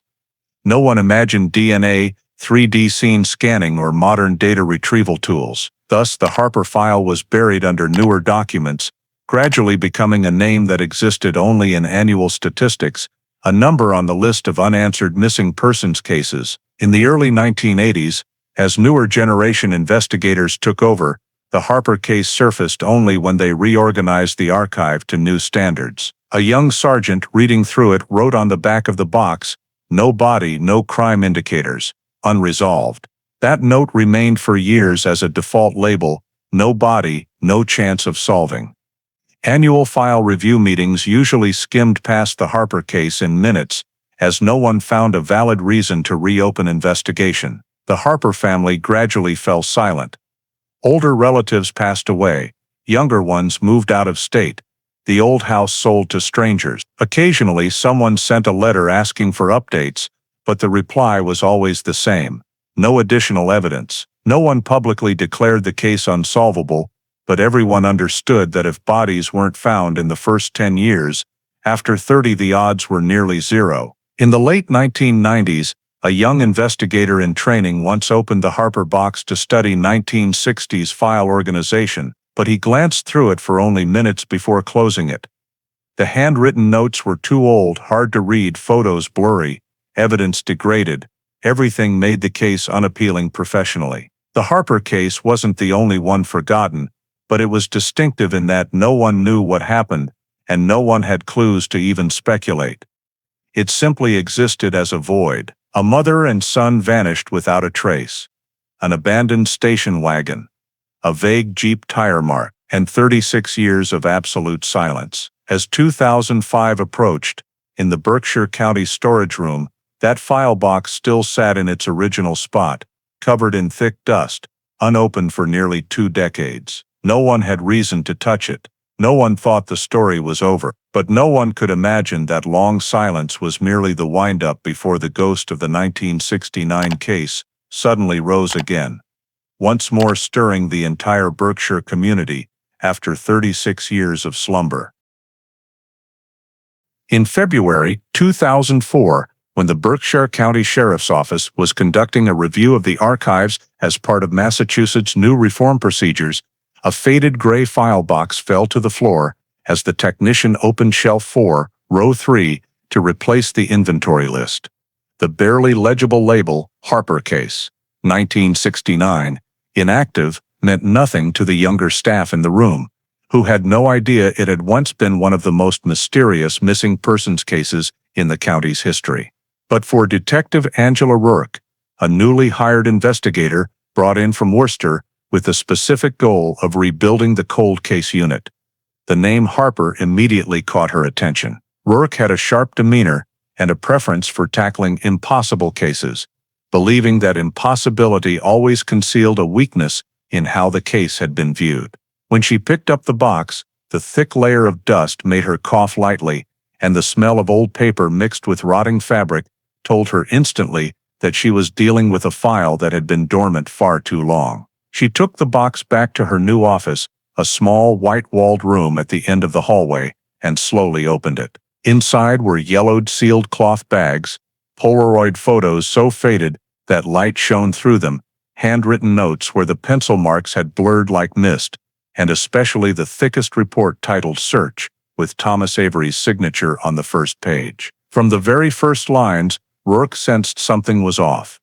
The file documented dozens of disturbed spots on the ground, compressed leaves, compacted soil, but almost no analysis accompanied them, just the note, recorded, unidentified. She turned to the evidence section, a gray-blue fabric scrap, fibers of unknown origin, a mud patch containing Jeep tire tread marks. Yet the report concluded, no investigative value in establishing a suspect. She frowned. Even in 1969, classifying fiber color, weave structure, or fabric material was entirely possible with the naked eye and a standard magnifying glass. But the file only noted common color, no analysis. The surprise grew when she reached the witness statements. Charlie Harper, the husband with the most inconsistent alibi, an illogical route, and timing that didn't match at all, had been formally interviewed only once, with no follow-up questioning, no independent verification, and no request for witnesses to corroborate his story. In the margin of the report was Avery's handwritten note, request denied. Rourke underlined it 3 times, so hard that the pen tip slipped off the page. When she read the part about no body unable to open criminal investigation, she leaned back in her chair and sighed. A disappearance with Jeep tracks, an abandoned car in the woods, contradictory alibis, and they didn't upgrade the case just because there was no body. She continued flipping through the second-round witness interviews, vague statements about an engine noise that night, headlights flashing through the woods, a faint sound like a Jeep. No one in the 1960s had the tools to clarify those weak statements, but it was clear they hadn't tried hard enough. An internal note from Avery made her pause longer than usual, ordered to stop verifying Charlie's alibi. Community pressure. Stopped. Community pressure. Rourke rested her elbows on the desk and stared at those words for a long time. She knew this kind of situation all too well. Small New England towns in the 60s often had influential families, and reputation or social connections could sometimes derail an investigation. If this happened in 2004, no one would dare interfere like that, she muttered. She opened the envelope containing the old maps. The red ink marking route, the one linked to the Jeep tracks, had faded, but was still visible enough to show the movement pattern Avery had once built. When she laid the map on her new desk under the bright LED light, the asymmetry became glaring. The Jeep tracks, the location of the abandoned car, the lakeside area, and the possible forest direction all formed a logical loop. Only the 1969 conclusion was illogical. Insufficient evidence to continue, Rourke placed her finger on the spot where the station wagon had been found. Why didn't they treat this as a crime indicator from the start, she wondered. In Avery's report, there was no detailed description of the car's door locks, seat positions, gear shift, or even fuel level. Everything was basic recording, lacking the depth needed to consider forced driving or an emergency stop. She flipped back to the evidence report. The gray-blue fabric scrap, sealed in bag MH21A, was now brittle, frayed at the edges, and faded, but she could still tell it wasn't common fabric when viewed under strong light. Did they skip analysis because of limited technology? Or because no one pushed them to go harder? Another note from Avery, in thin handwriting almost obscured by time stains, need to expand investigation on Charlie, denied. Rourke raised an eyebrow. This was the second time she'd seen that. Who denied it? She turned to the meeting minutes. Lieutenant Leonard Broden. His name appeared repeatedly in the file, as the person approving and restricting the scope of the investigation. Rourke jotted on a separate sheet. Broden, examine role in investigative decisions. Then she dug deeper into the search sections. Over 1,200 search hours in the first week, then gradually tapering off until only a few people remained. But what bothered her was that no one had conducted an intensive grid search of the Jeep track area. No shoreline grid, no lake bottom drag, no expanded radius around the Jeep point. Why did they stop right at the edge of the clue? She said to herself, pursing her lips. When she put all the documents together, Rourke realized something the file never stated directly but became clear through 2004 eyes. The Harper case hadn't stalled because it was impossible to investigate, but because no one was allowed to push it further. A disappearance of undetermined cause, investigated below necessary standards, restricted in approach, and closed due to no body. A conclusion more administrative than legal. She wrote in her opening review, Cold Case Review, Harper 1969. File contains significant procedural deficiencies, including inadequate evidence analysis for 1969 standards. Failure to verify key subjects' alibi. Failure to expand search in direction of leads. Indications of administrative interference. Recommend reactivation of case. As she closed the file, her eyes lit up in the way any good cold case detectives would, the look of someone who had just found the first crack in what seemed an unbreakable wall. After 36 years, the Harper case finally had someone who saw it not as a dormant box, but as a door that could be opened once more. And Detective Angela Rourke, with her instinct and determination, was the first in decades to ask the right question.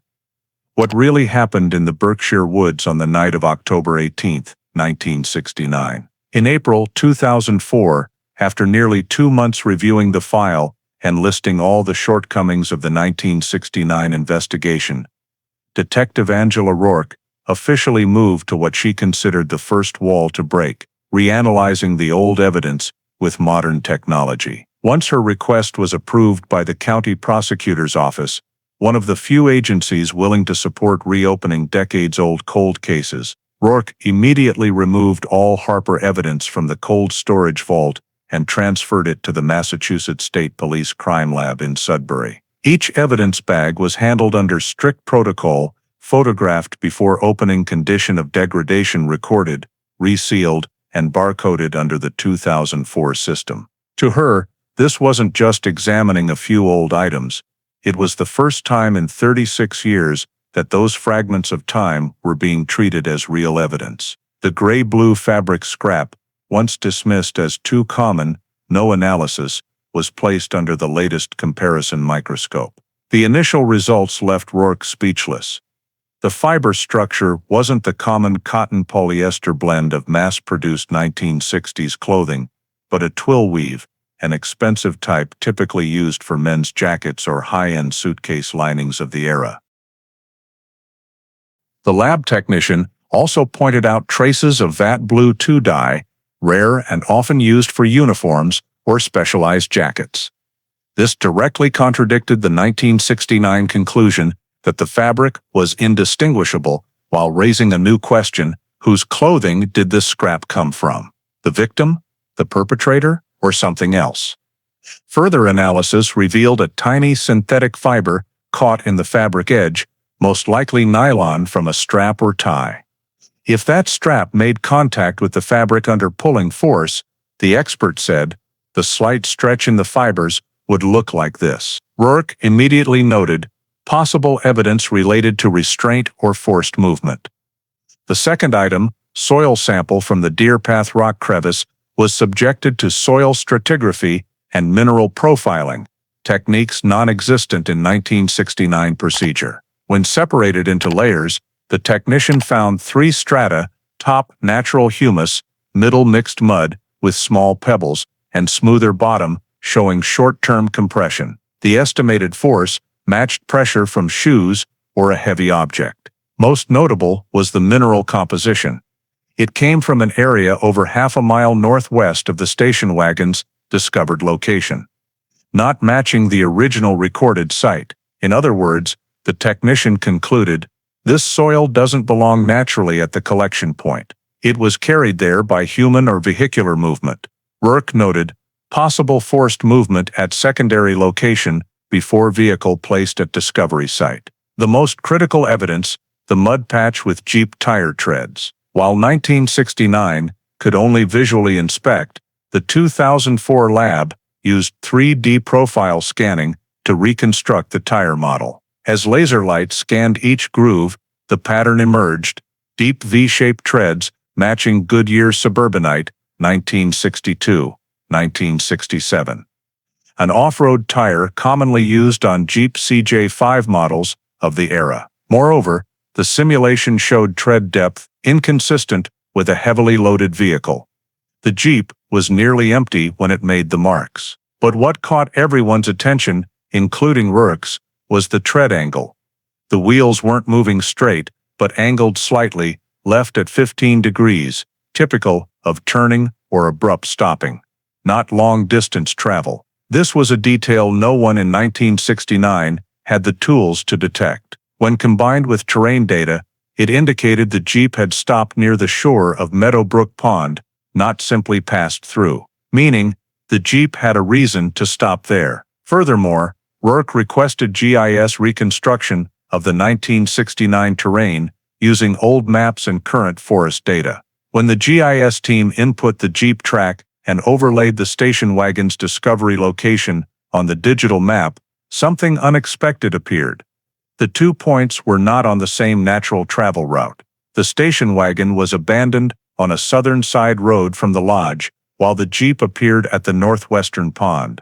To go from one to the other required crossing dense forest or using 2 separate paths back to the lodge. If the perpetrator drove the station wagon and abandoned it there, Rourke said, they couldn't simultaneously drive the Jeep to the pond. This requires at least 2 stops or 2 separate movements. At that point, she asked the GIS technician to model 3 hypotheses.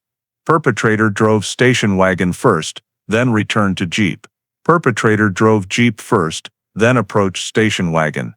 Perpetrator coordinated both vehicles. When the models were complete, the room fell silent for a few seconds. In all 3, the station wagon's position made no sense as a natural stop if the behavior was fleeing, getting lost, or unconsciously leaving the scene. The car was placed in the most concealed spot on the dirt side road, a location only someone familiar with the terrain or staging intent would choose. This isn't a random stop, the GIS expert said. This is deliberate. Rourke felt a chill run down her spine. If the station wagon was stationed, then most of the 1969 investigative direction regarding movement had been wrong from the start. She requested deeper checks, any signs the vehicle was moved. The lab used 3D simulation to analyze wheel sync angles from Polaroid photos, compared against 1969 ground modeling. The small shock in the room came from the conclusion the front wheels were slightly turned right, but sync depth didn't match a straight drive from the lodge to the side road. This vehicle was guided or lightly pushed into place. The technician said, not driven straight here. In other words, someone placed the station wagon where it was found. The analysis didn't stop there. The soil matching team compared dirt still visible on the undercarriage in old photos, with samples from 3 areas: Lodge Road, Side Road Point, and Pond Shore. Despite blurry images, the result was clear. Undercarriage soil didn't match the discovery area, but aligned better with Western Lodge region, near the jeep track direction. This reinforced an unavoidable conclusion: the station wagon hadn't stopped at its initial discovery location. It was brought there. When piecing together all results, fiber, soil, GIS, 3D tire modeling, Rourke typed the final line in her evidence analysis report, dated June 14, 2004. The entire discovery scene of the Harper station wagon was staged. The vehicle location was not the victim's final stop.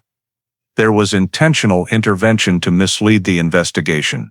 Reading that sentence again, she knew she had just peeled away the largest layer concealing the Harper case for 36 years. But she also knew that if the scene was staged, it meant only one thing: criminal activity was real, and the person who staged it had never been identified. After completing the evidence analysis and realizing the 1969 scene had been deliberately staged, Detective Angela Rourke moved to what she considered the critical foundation, building an entirely new timeline, free of any old report assumptions. She spread all her notes across the desk, alongside the digitized GIS map, evidence photos, Jeep tread model, and soil comparison charts. For over 3 weeks, she did only one thing: reconstruct the movements of the victim and perpetrator on the night of October 18, 1969.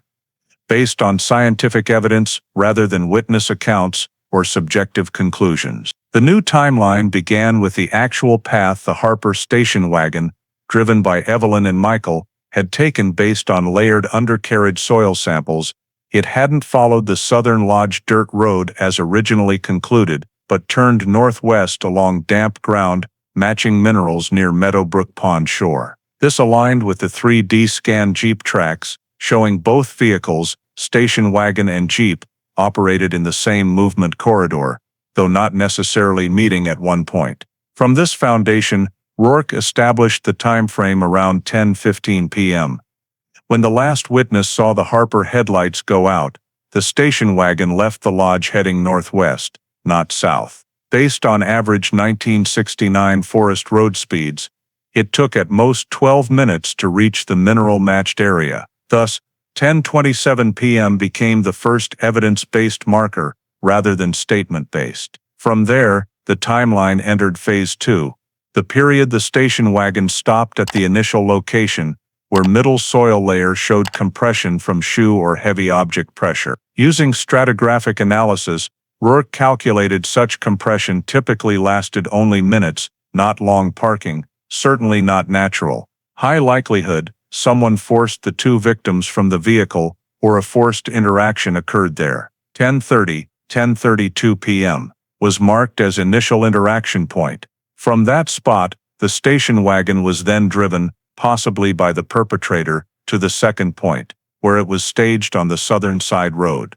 Based on the detour route, Rourke estimated 6-8 minutes travel time, meaning the vehicle was placed in its final position around 10:40 p.m. This was the spot the old timeline had treated as natural, or the victim's own stop. The new timeline proved it was chosen for concealment, reducing discovery chances. At this stage, Rourke marked a key point. The entire 10:40 p.m. window was impossible to reconcile with Charlie Harper's 1969 statement. The husband and father of the victims, who claimed he left Pittsfield for Springfield around 9:30 p.m. and was nowhere near Berkshire County during that time.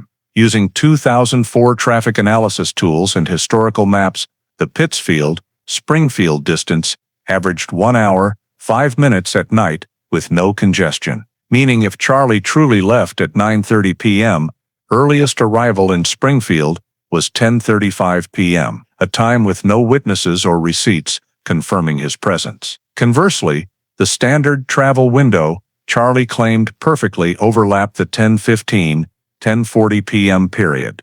the exact forensic proven sequence of station wagon movement and staging. Moreover, the new timeline showed the Jeep stopped near Meadowbrook Pond around 10:25 p.m., about 15 minutes before the station wagon staging. This suggested the Jeep driver was at the initial location before the station wagon arrived, or at least active in the northwestern forest area at the same time. Cross-referencing 1969 local vehicle records, Rourke discovered something surprising.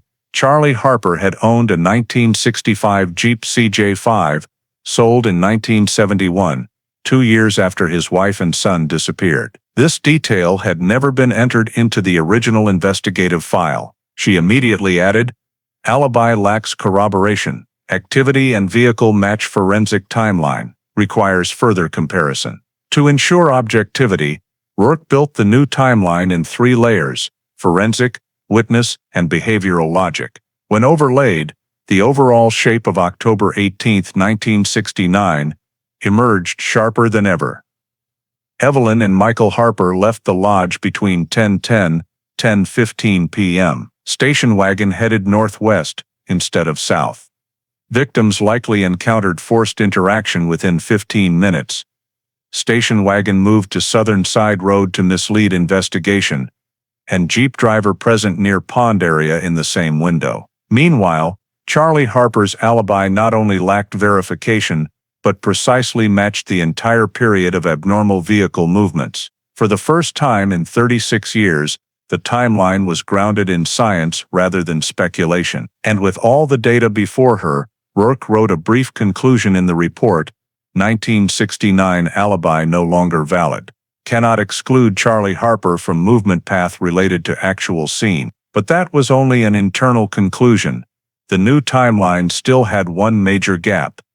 Where did the victims go after the initial interaction point? And what happened in the northwestern forest after 10:25 p.m.? Those questions would determine whether the new timeline was merely a sketch or the path to bringing the Harper case out of the darkness after more than 3 decades buried. In February 2005, as Detective Angela Rourke's new timeline analyses were moving into the expanded crime scene review phase, a completely unexpected event occurred, and it happened not because of the investigative team, but because of a Berkshire County forestry crew on a freezing morning. In the forest northwest of Maple Hollow Lodge, just over half a mile from the shore of Meadowbrook Pond, an old fire road that had been abandoned since the late 1970s was scheduled for clearing and widening to aid wildfire control. A crew from the Massachusetts Department of Conservation and Recreation was dispatched to the area,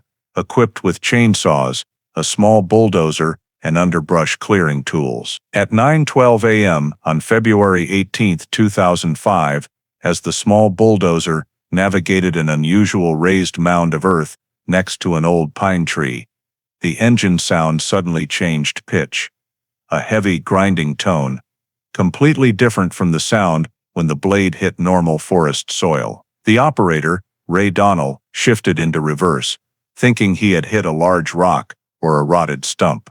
But as the thin layer of soil was pushed aside, something ivory white emerged in the cold sunlight, round, slightly curved, and nothing like a rock. In a matter of seconds, Ray froze. He wasn't an expert, but he knew that color, that shape, and the chill running down his spine confirmed what he feared.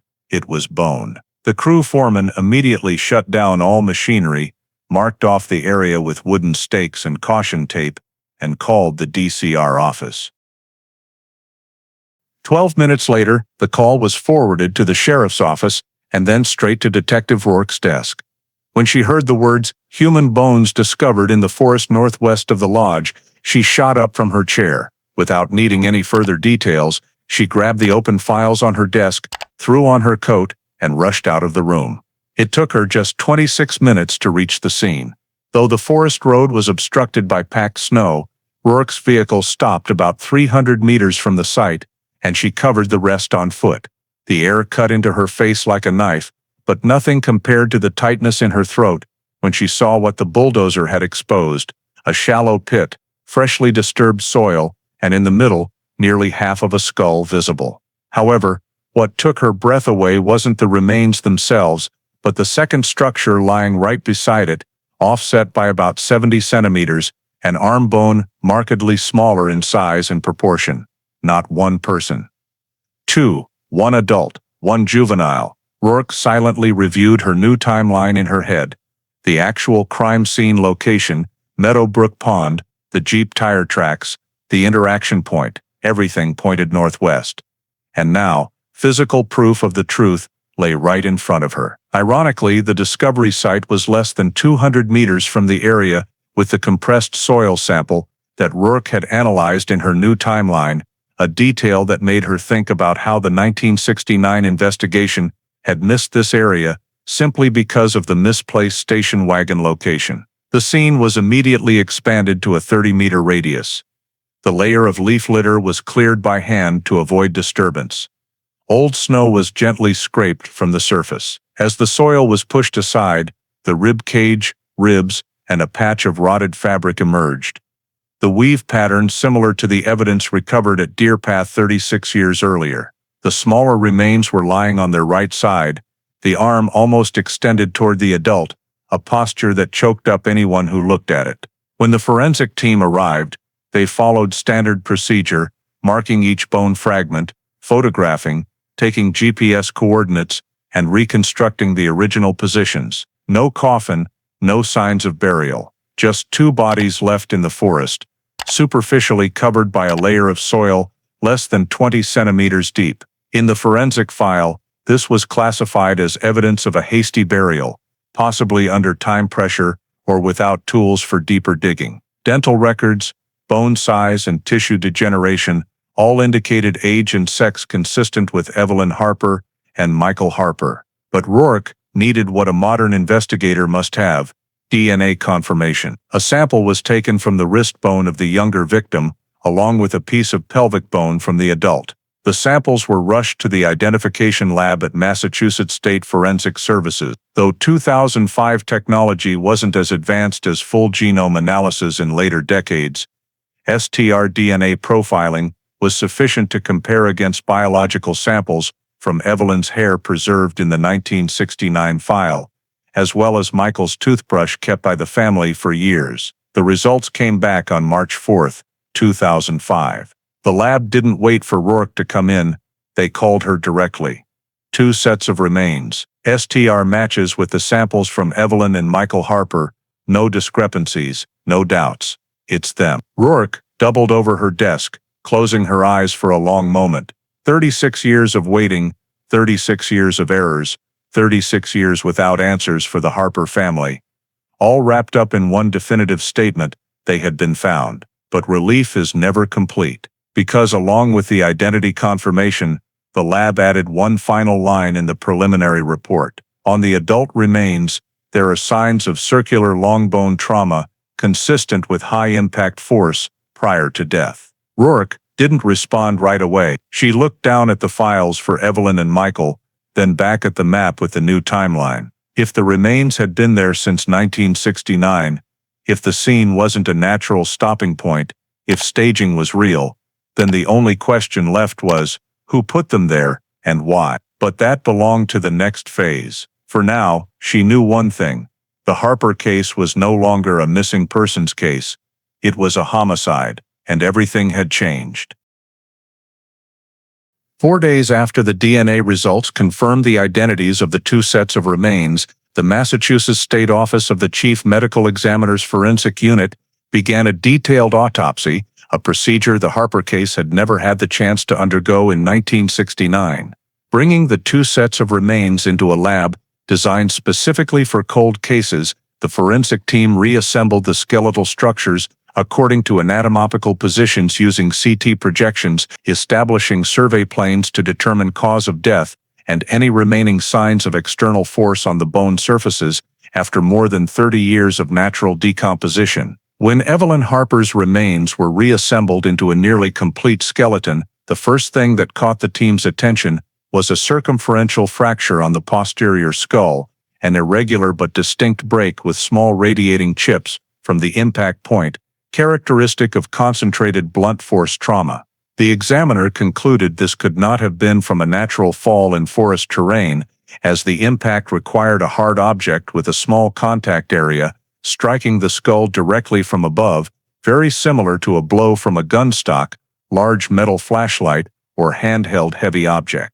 Additionally, Evelyn's right ribs, specifically numbers 4 and 5, showed transverse fractures with slightly indented edges, indicating the victim was struck hard in the torso before death. On the hyoid bone and thyroid cartilage, the examiner found bilateral fractures, symmetrical, highly consistent with strong manual strangulation or ligature compression. This detail could not come from any fall. Strangulation is a specific injury pattern and a highly likely cause of death occurring before or during the perpetrator's movement of the body into the forest. Turning to Michael Harper's remains, the team immediately noted a spiral fracture in the right humerus, a type that only occurs with forced twisting, such as when the victim was yanked hard or resisted. Michael's sternum had a longitudinal crack, partly possibly from decomposition, but the rest indicated perimortem trauma. Most notable was the neck. The thyroid cartilage was crushed, fractured in a mechanism similar to Evelyn's, but with less force, consistent with the victim's age and build. This led the examiner to conclude Michael had been strangled by direct force, most likely bare hands or a thin ligature, where uneven marks on the cartilage suggested the victim may have been pulled from behind or restrained in a state unable to fight back. Based on impact points and fracture directions, forensics reconstructed the death interaction model.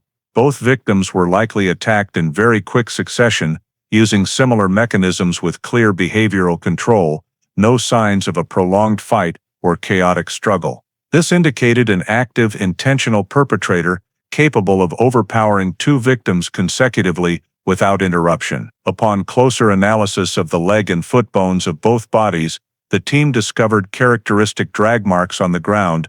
The foot and lower leg bones showed no heavy impact fractures, only very light abrasions consistent with scraping against the ground during dragging. Drag direction was evident from soil samples, still adhering in bone cavities, with two distinct soil types, one matching soil near the shore of Meadow Brook Pond, the other matching the disturbed soil sample from the original 1969 site, where search teams had noted plowed-up earth but couldn't determine the cause. This led the forensic unit to conclude the 1969 disturbance was not from animals or random hikers, but clear drag marks, misinterpreted or overlooked due to limited analytical capabilities at the time. The examiner noted clearly in the report, both bodies show cause of death by strangulation. Additional violent injuries on Evelyn's skull and ribs indicate assault prior to strangulation. Michael's remains show signs of resistance, but no prolonged conflict, indicating complete overpowering by the perpetrator. Adhering soil samples prove the bodies were dragged across at least two different geological areas before shallow burial. When combined with Rourke's new timeline, the forensic report reinforced three key findings. First, the perpetrator had complete control during the attack. Second, the bodies were moved by human strength, not vehicle. And third, the burial was rushed, likely in darkness and under time pressure. The unit also noted two parallel indentations on Evelyn's pelvis, not fatal injuries, but drag marks from a narrow object, possibly a nail or metal edge scraping during dragging. When cross-referenced with Rourke's map of the likely route from the interaction point to the burial site, these indentations aligned with the area of an old metal fence along the fire road, something that existed before 1972 per forestry maps. This was additional evidence confirming the bodies were dragged through narrow terrain, not carried or shouldered. Finally, the forensic report concluded cause of death strangulation, manner of attack controlled violence, condition of remains, and drag marks consistent with bodies dragged over rough terrain. Correlation matches 1969 soil disturbance. When Rourke read this report, she understood that every doubt buried for 36 years was now pointing in one direction.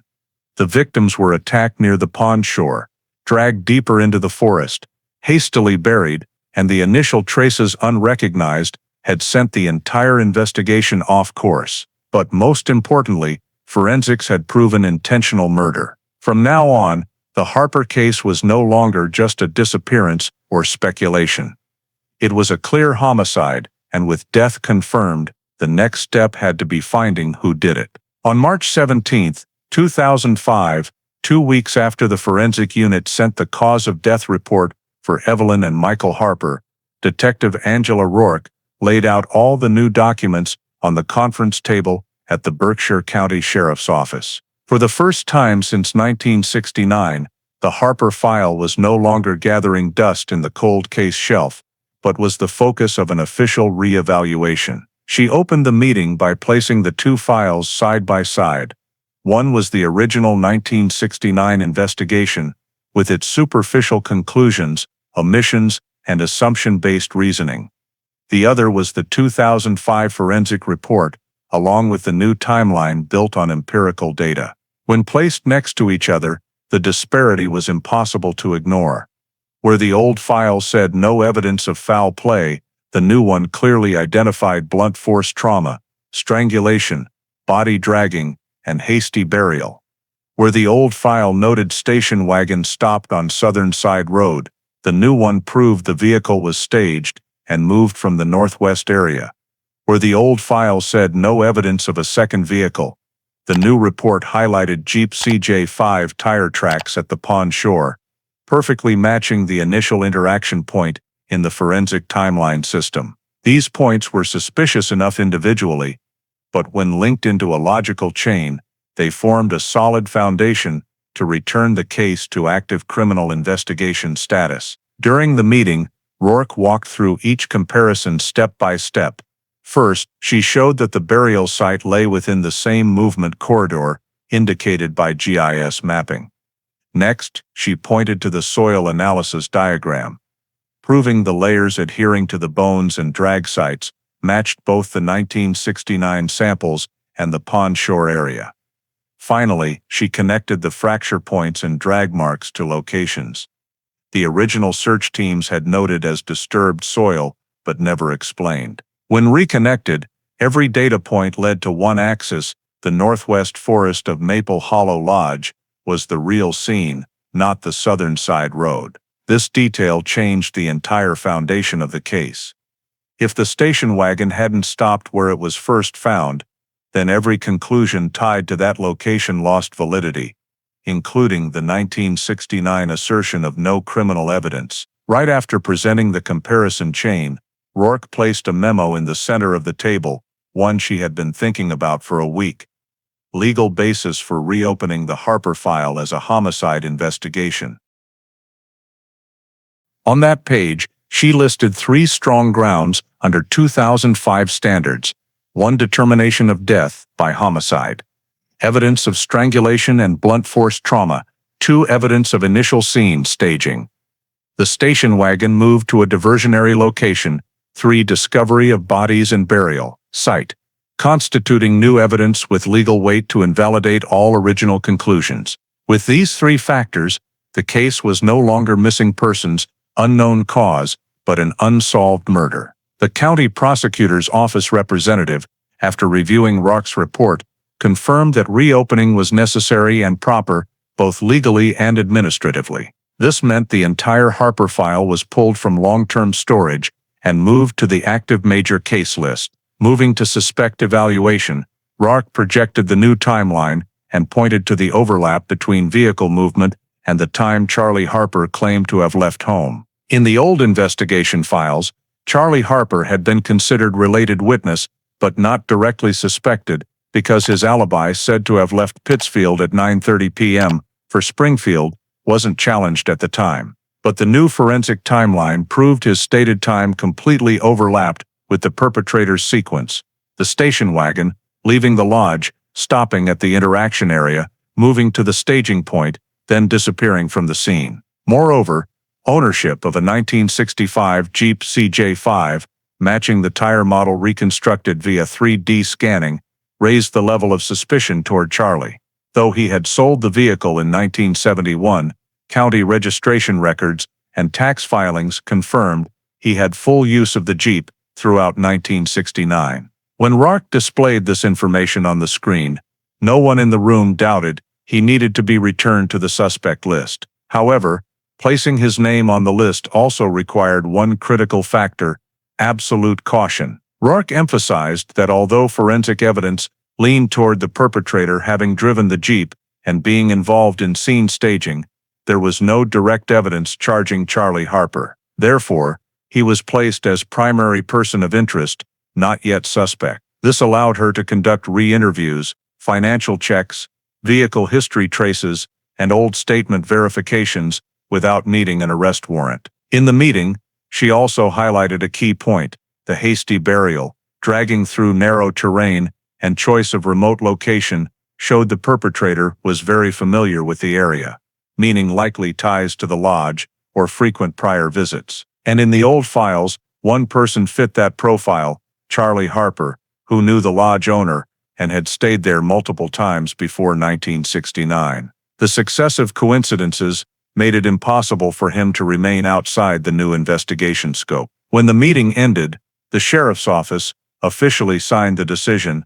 The Harper case was reopened with a new investigation number based on the remains discovery and forensic conclusions. That same day, all documents were updated in the system, and the reopening report was sent to the State Police Cold Case Unit. Charlie Harper, after 36 years of almost no further questioning, was once again at the center of a new investigation. And this time, everything would be based not on assumptions or patched-together statements, but on scientific evidence and what the skeletons of Evelyn and Michael had left behind after more than 3 decades buried in the Berkshire forest. Immediately after the Harper case file was officially reopened, Detective Angela Rourke began the second round of witness interviews, a task she knew would bear little resemblance to any of the interrogations from 1969. Many of the witnesses from that year were now in their 70s or even 80s, and their memories, though faded by time,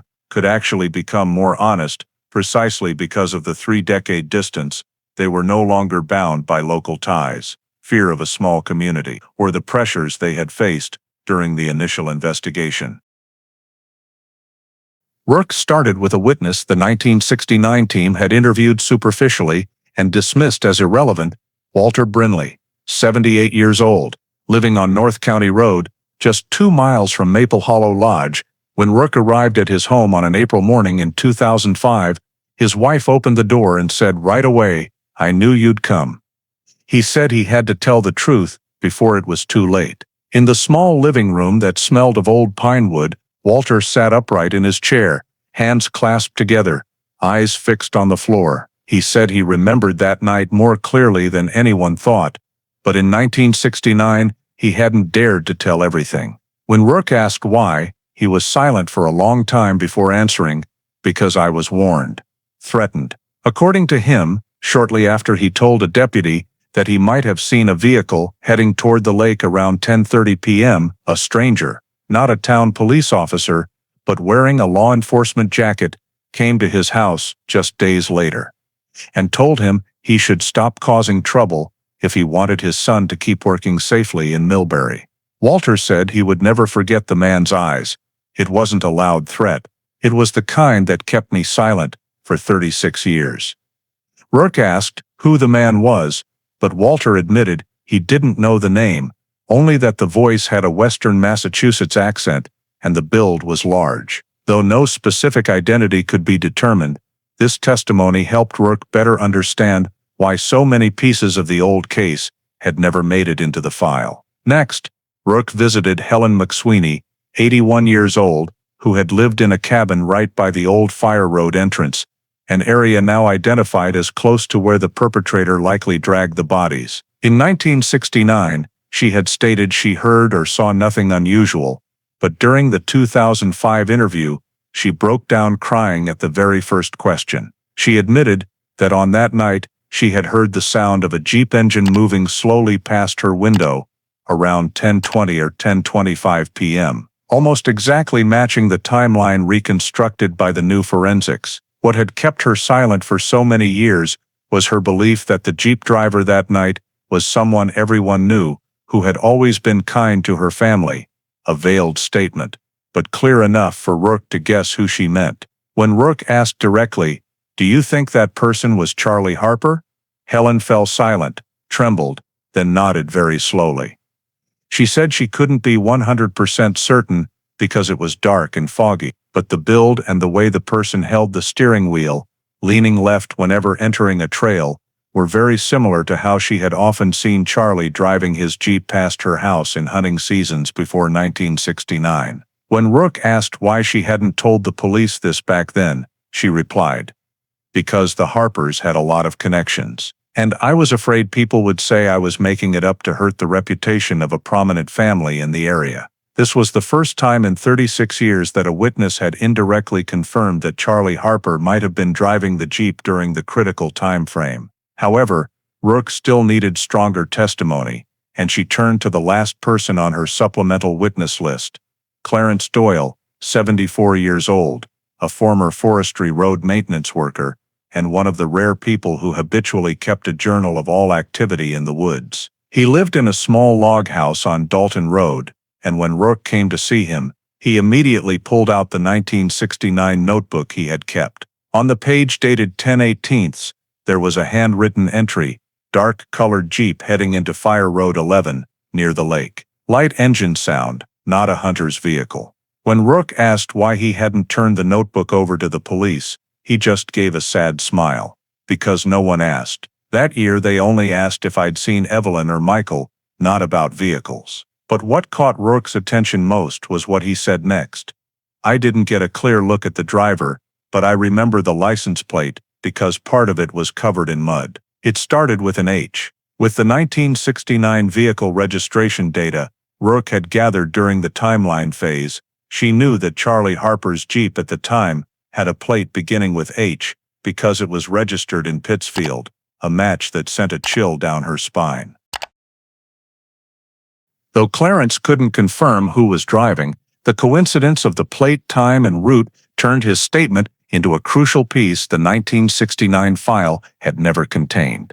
When she finished the final interview, Rourke returned to the station and laid the three new witness statements side by side. She had one witness who had been threatened and withheld information, one who saw a Jeep at the critical hour and recognized a build similar to Charlie's, one who recorded a Jeep with a plate starting with hate on the exact route forensics identified as the perpetrator's corridor. Three statements, three independent sources, three new pieces, all pointing to the same name the old file had avoided. And for the first time since reopening the case, Rourke felt that the perpetrator's portrait was slowly emerging from behind the thick fog that had covered the Harper case for 3 decades. 4 days after completing the new round of witness interviews, Detective Angela Rourke received an unexpected call from Daniel Harper, Michael's cousin, now nearly 50 years old, who over the years had kept some old family items stored in the attic of the log house in Pittsfield.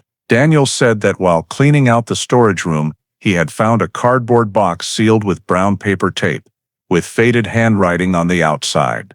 Falls 69. He didn't dare open it further and wanted to hand it directly to Rourke because he had a gut feeling it was related to the case. When Rourke arrived, a light rain was falling on the roof, and the attic smelled of old wood mixed with dampness. Daniel placed the box on the table and opened it slowly. Inside was a quarter-inch reel-to-reel tape, the kind commonly used for home recorders in the late 1960s. Accompanying the tape were 3 loose sheets of notes in still immature handwriting.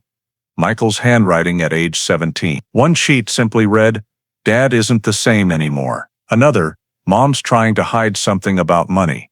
Don't know who to trust." The last one, shaky writing, "If anything happens, people need to know the truth." Rourke didn't wait long.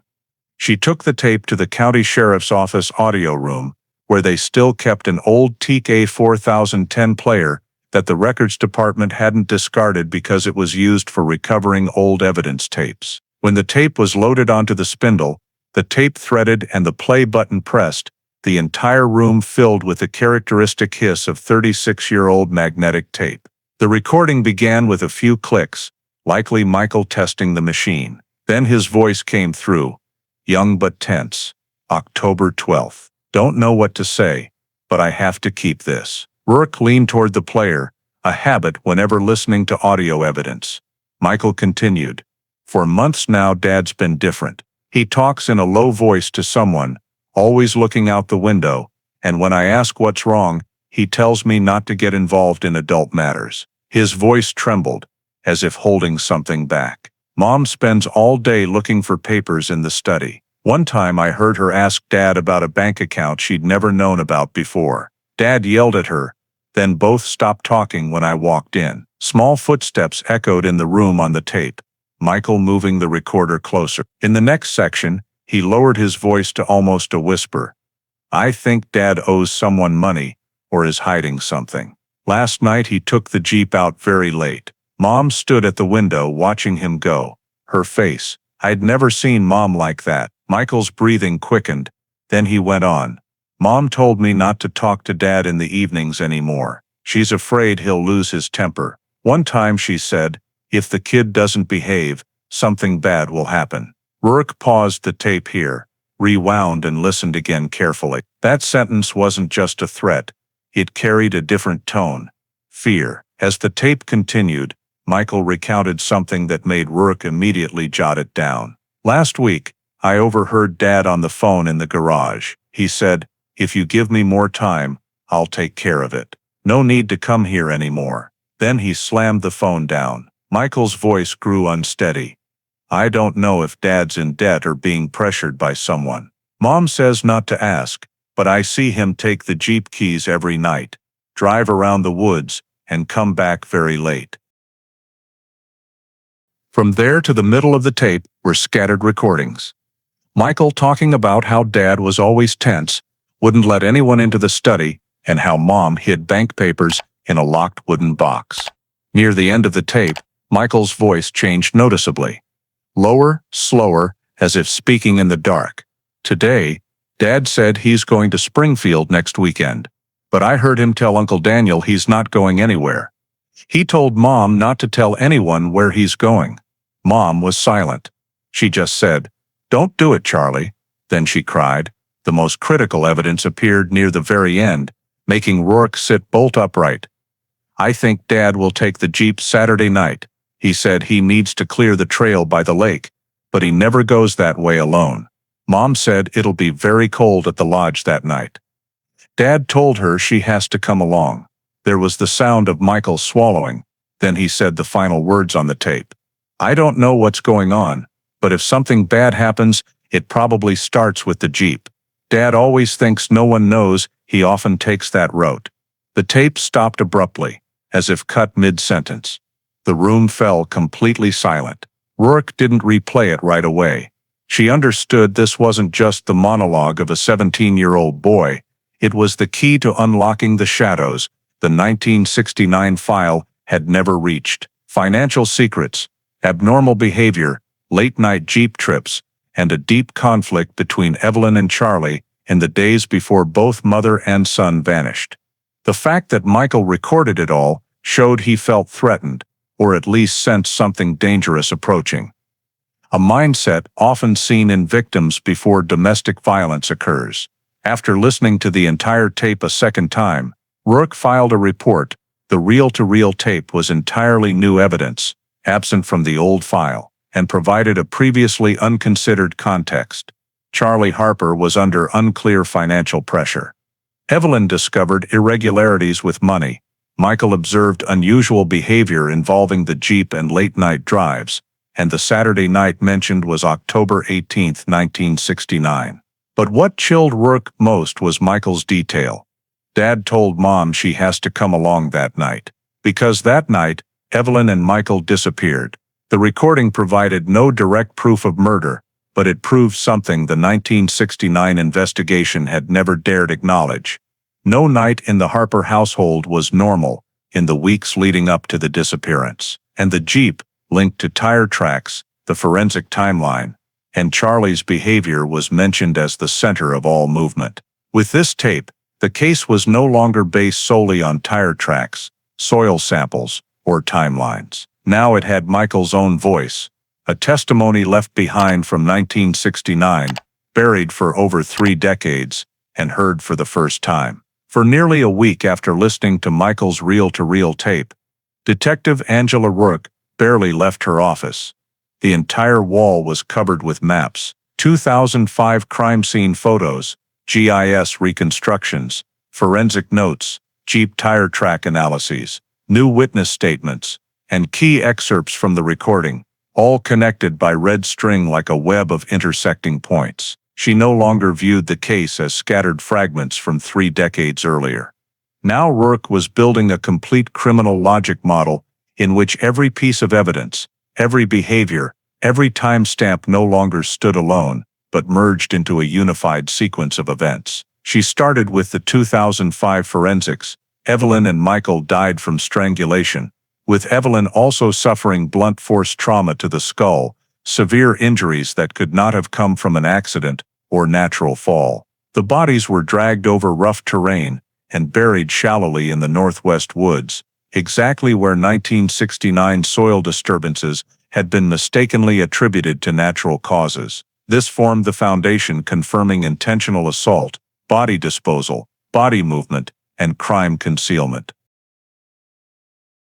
Next, the forensic timeline showed the station wagon did not stop on the southern side road, as the old file claimed, but headed northwest, stopping at the initial interaction point around 10:30 p.m., then staged to mislead.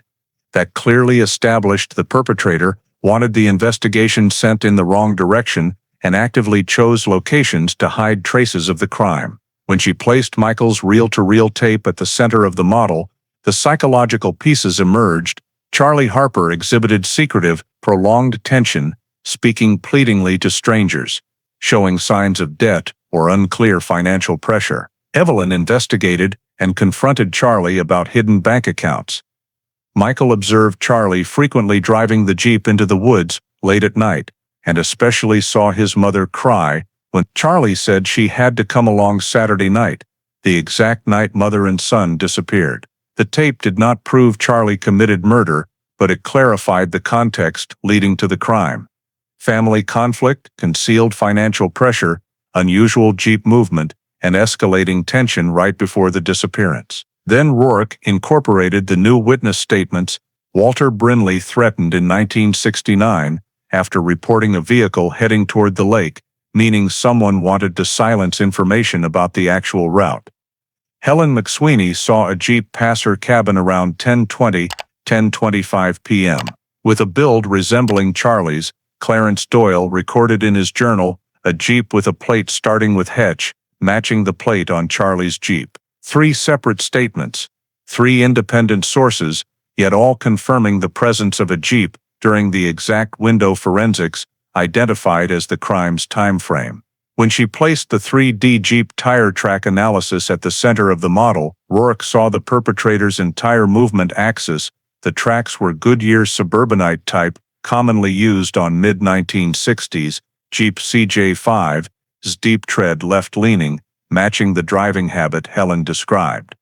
And the Jeep stopped at the lake shore right near the drag point, an initial interaction point. There was no longer any doubt the Jeep was the vehicle the perpetrator used that night, but more importantly, forensics proved the Jeep carried no passengers or heavy load when it left tracks at the lake shore, meaning the bodies had not yet been dragged to the burial site.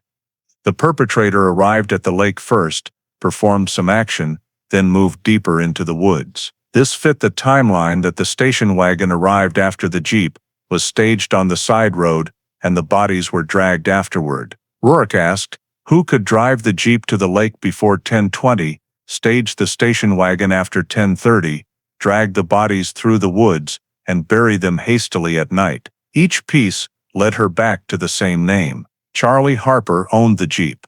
Charlie had a weak, unverified alibi. Charlie lied about going to Springfield. Charlie had family financial conflict. Charlie drove the Jeep at night repeatedly. Charlie told Evelyn she had to come along. Charlie appeared in the 2005 witness statements. Charlie had motive, financial pressure, conflict with Evelyn when she discovered something about money, and concern that Michael knew too much. These points were not direct evidence, but when assembled into behavioral logic, they formed a complete criminal model. Charlie, facing an unclear financial crisis, feared Evelyn would expose or damage his reputation and livelihood. Michael, inadvertently knowing too much, became a factor Charlie could not control. On October 18th, Charlie took them to the lodge, found a reason to separate the two from the house to avoid oversight, then forced them into the station wagon, leaving the lodge around 10:15. Drove the Jeep ahead to the lake area to prepare the movement corridor, intercepted the station wagon at the interaction point, used force to subdue, strangled and assaulted, dragged the bodies through narrow terrain, buried temporarily, then drove the station wagon to the southern side road to create a false scene, sending the 1969 police in the wrong direction. This logic was further reinforced by a detail from the tape. Michael said Charlie didn't want anyone to know he often took the lake route, the very route leading to the burial site. That detail alone linked the perpetrator's psychology to the crime environment. The crime occurred in a place Charlie believed was familiar, safe and unwatched. Additionally, forensics proved the bodies were dragged, not carried. This indicated the perpetrator was alone and had to handle two victims sequentially, an act of desperation rather than careful planning. In modern criminal logic, dragging rather than immediate deep burial suggests the perpetrator lacked time, feared discovery, or faced an unexpected complication. The forensic timeline showed the entire process, assault, movement, burial, and staging, occurred in under 45 minutes, matching Charlie's possible movement from the lodge, through the lake, to the side road and back. Rourke continued linking the financial thread, Michael's accounts of hidden bank accounts, pleading phone calls, and Evelyn's fearful reaction pointed to a serious financial secret. This could be a motive for murder to prevent exposure, especially in 1969, when family honor and social standing weighed heavily on middle-aged men in Berkshire County. When she combined all evidence lines, forensic autopsy, environmental forensics, timeline, Jeep, witnesses, tape, financial motive, Rourke built a seamless criminal logic diagram with no major gaps remaining. The only thing still missing was direct inculpatory evidence. But in investigative logic modeling, this was the first time the perpetrator's portrait emerged with clear form, not just as a name on a person of interest list. She knew this model was solid enough to move to the next phase, from inference to action, from logic assembly to confrontation. And with the entire chain of events reconstructed, the starting point and endpoint of the night of October 18, 1969, were finally connected in a straight line that could not be denied. When the criminal model had been sealed tight, with no major gaps remaining, Detective Angela Rourke moved on to the most difficult step, and the final one before she could apply for an arrest warrant, interrogating Charlie Harper one last time. This interrogation was nothing like the one in 1969. Back then he had been questioned as a witness, but now he was confronted with a fully reconstructed case file, complete with forensics, timeline, new witness statements, and the reel-to-reel tape left by his own son. On the morning of April 21, 2005, the investigation team invited Charlie to the Berkshire County Sheriff's Office to clarify some additional points. He showed up in an old gray sweater, silver hair, and a slightly stiff gait, like someone bearing the heavy marks of old age. But when his eyes met Rourke's, a flicker of wariness appeared, something no one had seen in 1969. The interrogation began in a small room with a one-way mirror, fully equipped with audio and video recording. Rourke opened calmly, "Mr. Harper, we have found the remains of Evelyn and Michael." The statement made Charlie freeze. His face went pale, but instead of pain, his first reaction was, where? Not how or when, but where. As if he were more concerned with the location than the fact that after 36 years, his wife and son had been found. Rourke noted that reaction and asked the first question, "Can you explain why their remains were in the northwest woods, near Meadowbrook Pond?" Charlie blinked, then stammered, I don't know. I don't go to that area." Rourke flipped open the file and pointed to the forensic map. "But forensics proved the station wagon did not head south as you stated. The car went northwest where the bodies were found. How do you explain that? Charlie said. I didn't drive that car that night. This was the moment Rourke had been waiting for. She leaned forward and placed the soil and tire track analysis in front of him. Cars don't drive themselves, so who drove it? You once said no one else drove the station wagon. I don't remember, Charlie replied, his voice shaking more. Rourke shifted to the Jeep topic. You owned a Jeep CJ5 with a license plate starting with the letter H, correct? Charlie nodded. I sold it, a long time ago. But in 1969, you still owned that vehicle. Yes. Did you drive it on the night of October 18th? Charlie was silent for a long moment before answering. I already told you. I went to Springfield. Rourke did not rebut immediately. She turned on the projector, showing the timeline model. Based on route analysis, if you left Pittsfield at 9:30, as you claimed, you would have arrived in Springfield no earlier than 10:35. But between 10:20 and 10:25, a Jeep was seen by witnesses entering the northwest woods. How do you explain that? Charlie pressed his lips together and looked down at the table. It wasn't me. The witnesses described a figure matching your build. They said what they hadn't dared say in 1969. Charlie clenched his hands into fists, but tried to keep his voice steady. They remember wrong, Rourke continued. They also saw a plate starting with the letter H. Charlie looked up, his eyes glazing over for a moment before he replied, No, that's impossible. It was the overly quick denial that made Rourke feel he was losing control. She decided to deliver a stronger blow and opened the box containing the reel-to-reel tape. Did you know Michael recorded things that happened in the family? Charlie stared at the tape as if seeing a ghost. No, he didn't know anything. On the contrary, Rourke said softly but sharply. He knew a lot. Charlie gripped his hands until his knuckles turned white. Rourke played the segment where Michael described seeing Charlie drive the Jeep late at night, the phone call with the mysterious man, Evelyn finding hidden bank papers, and the line, Dad told Mom she had to come along. As Michael's voice filled the room, Charlie slumped back in his chair, eyes closed tight, hands trembling violently. Turn it off, he said hoarsely. Turn it off. But Rourke did not stop it. She let the most chilling final line play.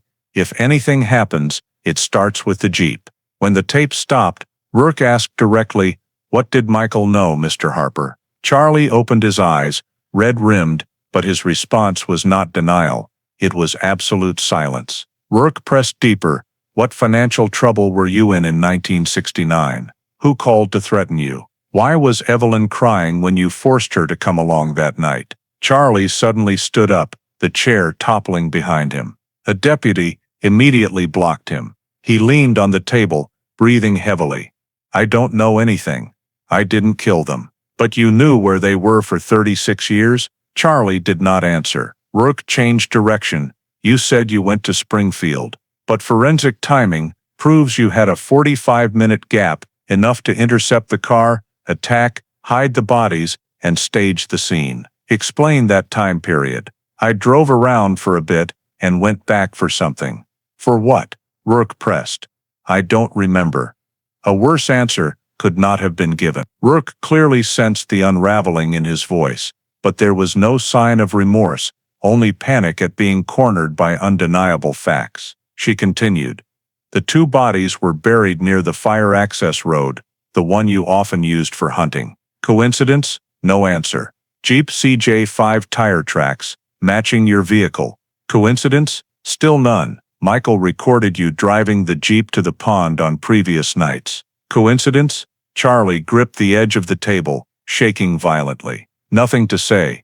I don't want to hear any more. Rourke looked at him for a long moment before concluding. Mr. Harper, what you just said does not match the forensics, does not match the timeline, does not match the witness statements, does not match the recording, and most importantly, does not match your own past statements. The interrogation ended with a clear collapse in Charlie's defense. He did not confess, but he could no longer maintain a consistent lie. And with that, Rourke had what she needed, a continuous chain of legal contradictions, enough to prove he was the central suspect and for the prosecutor's office to file for an arrest warrant.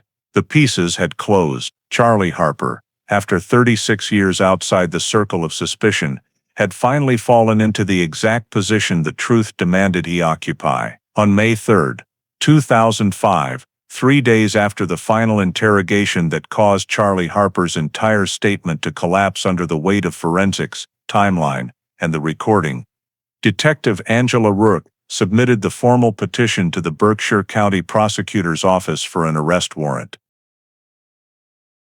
The petition was over 200 pages thick, compiling all the necessary legal grounds, the chain of contradictions in Charlie's statements over 36 years, new 2005 witness statements, autopsy forensics, indicating strangulation and blunt force trauma, the body's discovery in an area matching the Jeep corridor positioned via GIS, and especially the evidence of the station wagon, a factor that completely destroyed the 1969 missing persons unknown cause hypothesis. Prosecutor Robert Kellen, known for being strict with cold cases, reviewed every page for nearly 4 hours and only paused at the section describing the match between the 1965 Jeep tire tracks and the 3D model showing the vehicle stopping at the edge of Meadowbrook Pond at the exact time the perpetrator could have carried out the attack. "If this were anyone other than Harper," he said, setting down his pen, "I would have signed it in the first 10 minutes. But the law demanded absolute caution." Charlie Harper was an elderly man with no prior record, who had lived quietly in the community for decades. Nevertheless, when weighing the evidence, Kellen concluded clearly, "There is no innocent explanation that fits the entire chain of facts. We have sufficient legal grounds." He signed the arrest warrant for 2 counts of murder in the first degree, his signature firm like a period at the end of 6 years of reinvestigation and 36 years of silence. On the morning of May 4th, the Berkshire sky was unusually overcast. 6 vehicles from the sheriff's office and 3 from the Massachusetts State Police approached the log house where Charlie Harper had spent his final years. Charlie was sitting on the front porch, an old flannel shirt draped loosely over his shoulders, staring at the yard full of fallen maple leaves. When he saw the convoy pull up, he froze, his hands clenching, shoulders tensing, as if instinctively knowing this moment could no longer be avoided. Captain Greg Maddox stepped onto the porch and read the warrant in a clear voice, neither slow nor fast. "Mr. Charlie Harper, by order of the Berkshire County Superior Court, you are under arrest on 2 counts of first-degree murder in connection with the deaths of Evelyn Harper and Michael Harper. You have the right to remain silent. You have the right to an attorney. Anything you say can and will be used against you in court." Charlie did not resist, did not flee, did not shout. He only said one vague sentence, "So, it's time." As the cold steel cuffs locked around his wrists, his eyes shifted just once.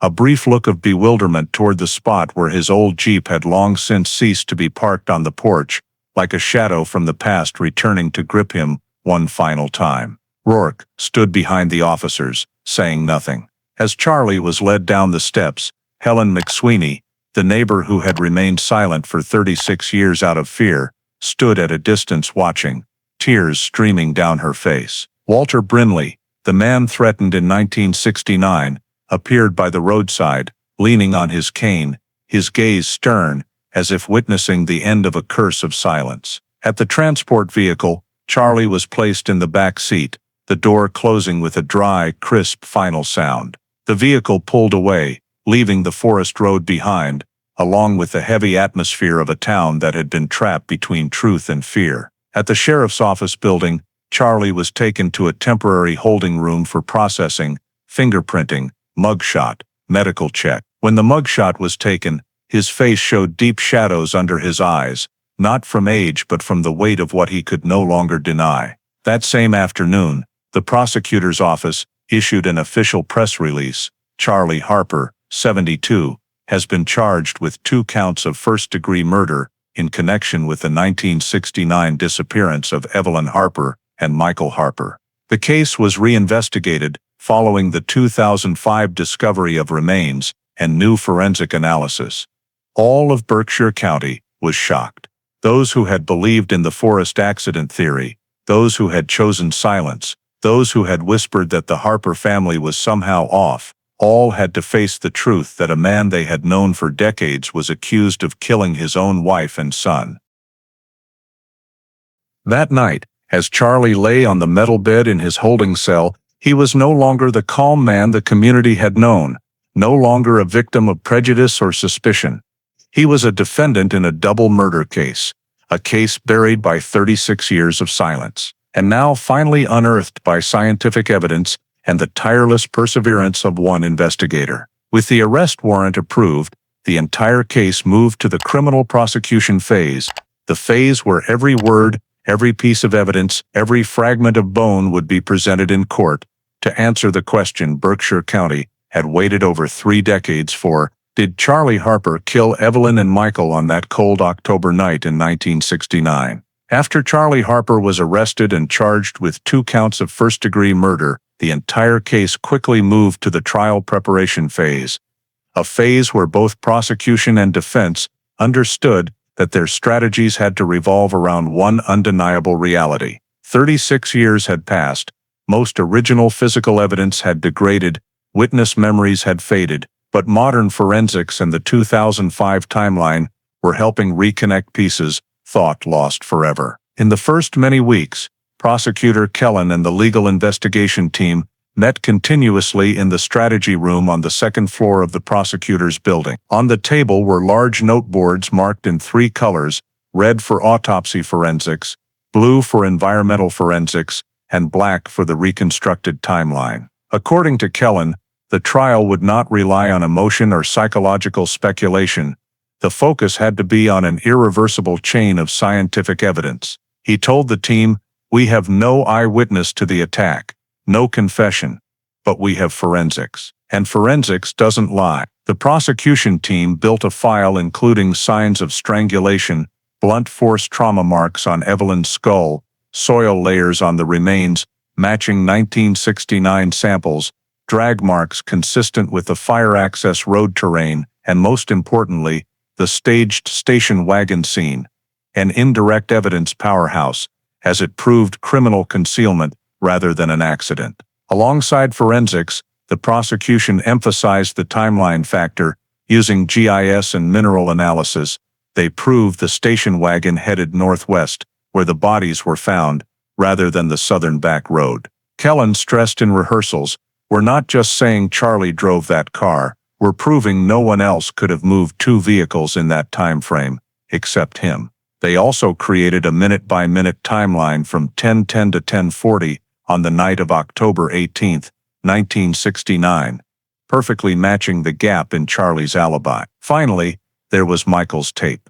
The prosecution did not use it as direct evidence of guilt, since the law did not allow interpretation beyond the recorded content, but they used it to prove motive, hidden financial pressure, family conflicts before the disappearance, and most strangely, the line "Mom" had to come along that night. Every word from Michael, though, just the voice of a 17-year-old boy, added weight to the argument that the Harper household was far from peaceful in the weeks leading up to the crime. Meanwhile, the defense team led by attorney Marlon Greaves quickly chose a counterattack based on the 36-year delay, the only viable defense to offset the unfavorable forensic volume.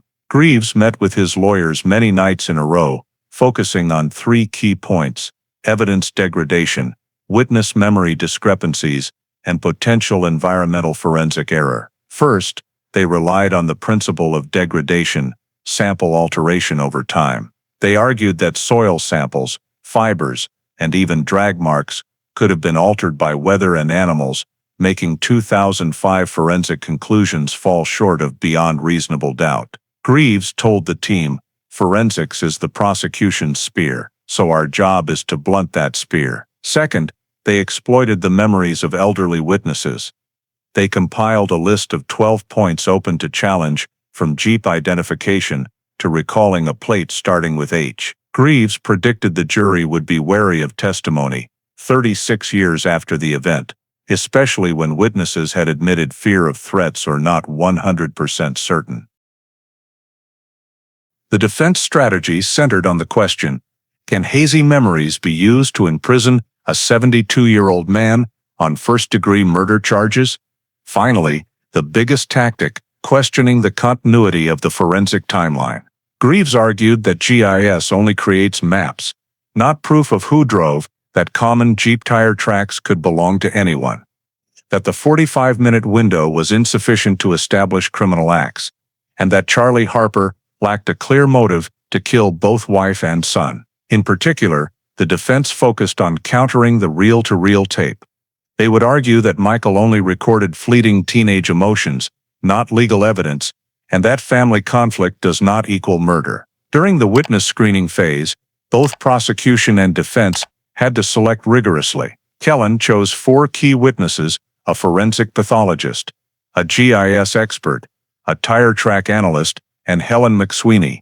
Though her memory was not perfect, her sincerity could powerfully impact the jury. The defense retained strong objection rights, eliminating 3 witnesses with past disputes involving the Harper family, and requesting to exclude Walter Brinley due to mental state vulnerability, though this was denied by the court. Rourke, who had been at the center of the investigation for 2 years, prepared her testimony like a forensic presentation: no emotion, no speculation, only what the evidence said. She knew this was not just the trial of 2005, but the trial of 1969 as well, a trial the victims had never received. In the final days before the trial, both prosecution and defense knew clearly that this would be a confrontation not only of law, but of memory, time, and belief. One side had science, the other had doubt, and in the middle was Charlie Harper, about to face a jury for what happened on that cold 1969 night.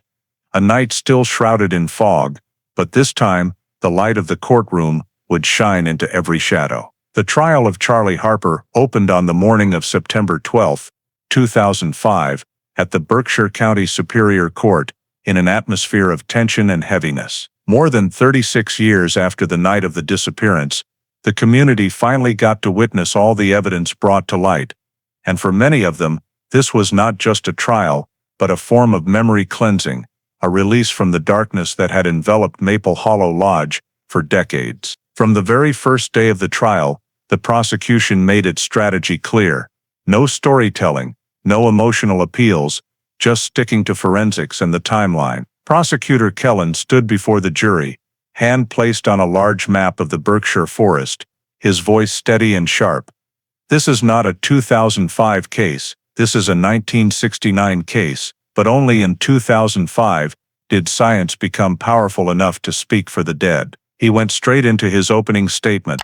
No speculation or character assessments of the defendant, just building a technical timeline, a term he used to describe how forensics would have to dominate the entire proceedings. After the opening, the prosecution's first expert witness took the stand.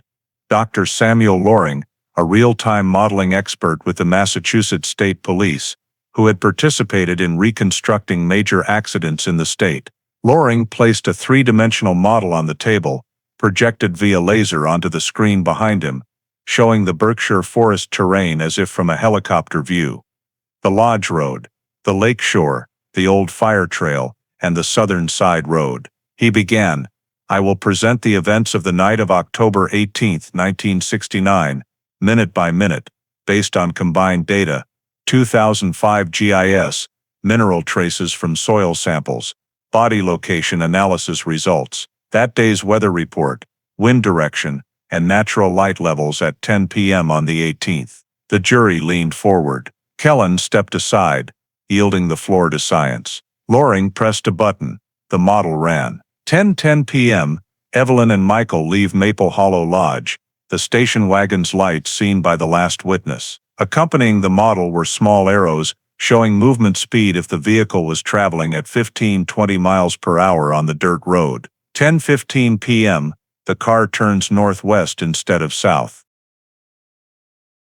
Loring overlaid mineral data found on the undercarriage, matching this area. 10:23 p.m. The Jeep CJ5 appears at the lake shore. The model showed the left-leaning tire direction and estimated stopping position based on rut depth. 10:27 p.m. The The station wagon reaches the interaction point. The model highlighted compressed soil matching forensic samples. 10:30 p.m. A vector simulation showed victim positions overlapping with fracture sites and body drag direction. Without ever mentioning the perpetrator or saying Charlie was driving, Loring only spoke of positions, force, speed, and physical feasibility. But it was precisely this emotionless presentation that drew the jury into an undeniable truth. Everything fit together without needing speculation. Defense objected that the model is hypothetical, not fact, but the judge allowed the expert to continue, as the model was built on real physical data. 10:36 p.m. The station wagon appears on the southern side road. The model automatically highlighted that area in red, a point inconsistent with natural direction. Loring explained, only a deliberate human action would turn in this direction. The terrain does not lead a vehicle here if the destination is the northwest forest. When the model showed the 10:10-10:40 time gap as a closed corridor between the two vehicles, the courtroom fell so silent that the court clerk's pen scratching on paper could be heard. After the presentation, defense rose to object. You are assuming who was driving in the model. Loring replied, no. I am not saying who was driving.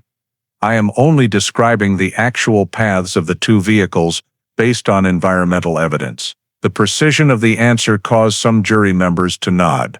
When it came to the forensic pathologist, Dr. Marcia Bloom, who had examined the two sets of remains, defense tried to attack. Can you determine the exact time of death? Bloom replied, no, but I can describe the force of impact, the direction of strangulation, the fracture mechanism, and tissue strain, and those could not have been caused by an accident. Defense asked, could animals have dragged the bodies? Bloom calmly, no. Animals leave tooth marks, not continuous straight-axis drag marks. These marks are human. Defense shifted. The remains decomposed for 36 years. Are you certain of your conclusions? Bloom looked straight at the attorney, unfazed. Only certain.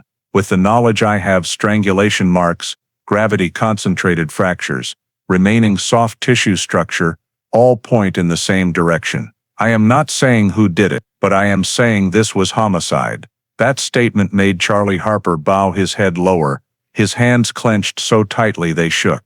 On the fourth day of trial, the prosecution called a vehicle behavior analyst who presented Charlie's Jeep driving habits based on evidence, how he typically angled the wheel on trails, matching the left-leaning tire angle in the 3D rut sample. Defense weakly countered, that's just a driving habit. The expert replied, driving habits leave traces, and the traces match the scene. By the end of the fifth day, the prosecution concluded its case with its most special witness, Miss Helen McSweeney, the last person to see the Jeep heading into the forest that night.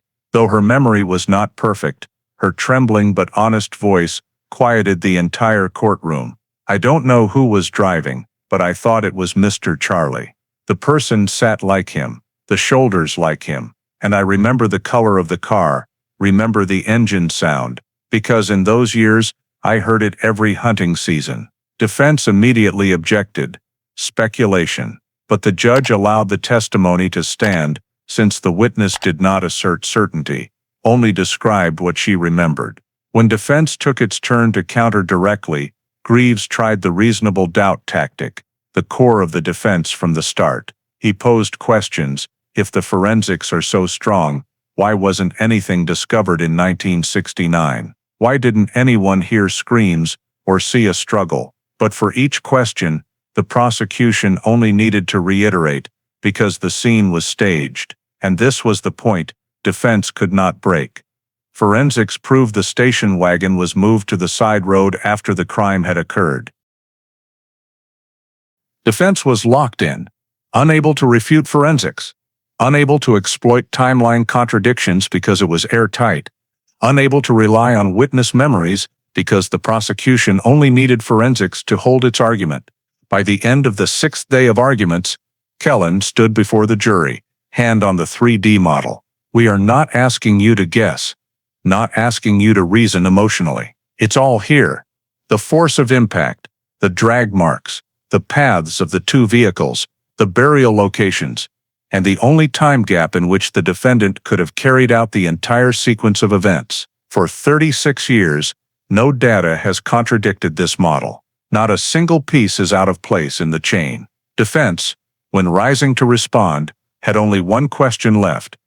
Could there have been a third person driving the Jeep? But immediately, Kellen held up the vehicle registration file.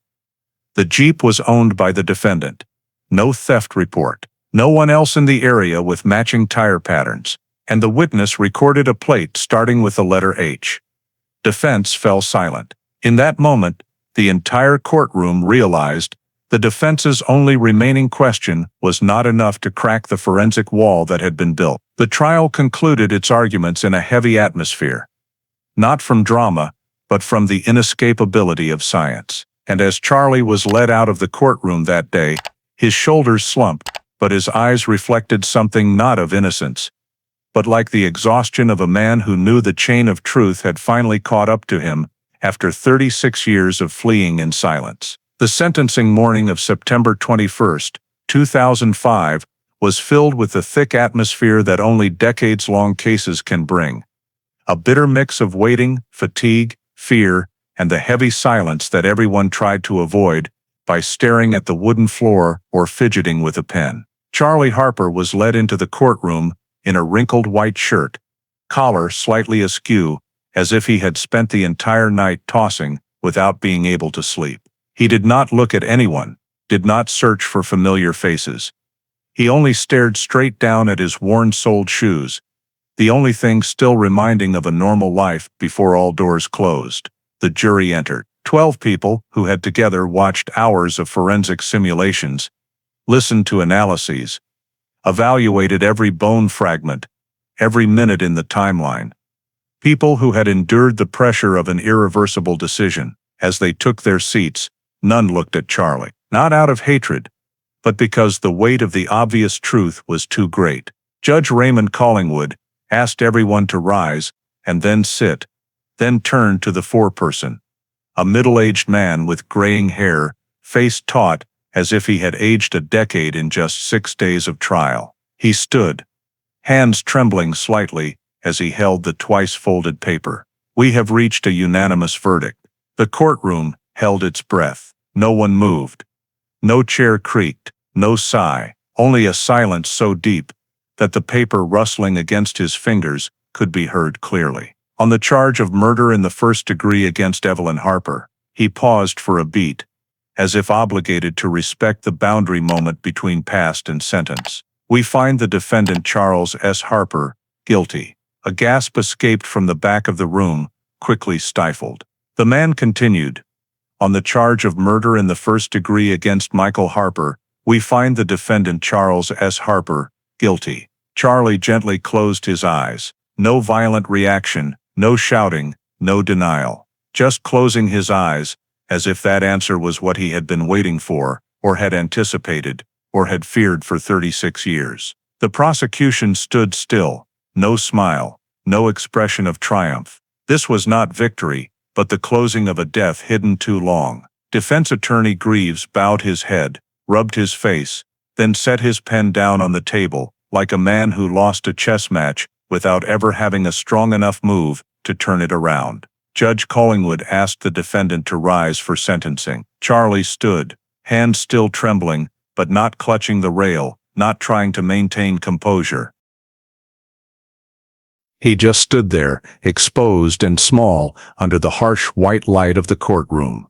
"Mr. Harper," the judge began, voice heavy and even, "the jury has found you guilty of murder in the first degree for both victims, Evelyn Harper and Michael Harper.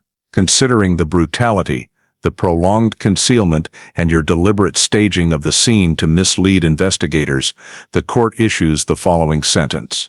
He glanced down at the file for a second, then looked up directly at the defendant. "For the crime of murder in the first degree against Evelyn Harper, the defendant is sentenced to life imprisonment without the possibility of parole." Charlie closed his eyes again, taking a short breath. No one knew what he thought in that moment, about his wife, about the Berkshire forest, about the 3 decades of silence, or something darker. For the crime of murder in the first degree against Michael Harper, the judge continued. The defendant is sentenced to life imprisonment without the possibility of parole, to be served consecutively after the first sentence. A small hiss rose from the gallery, immediately hushed by security.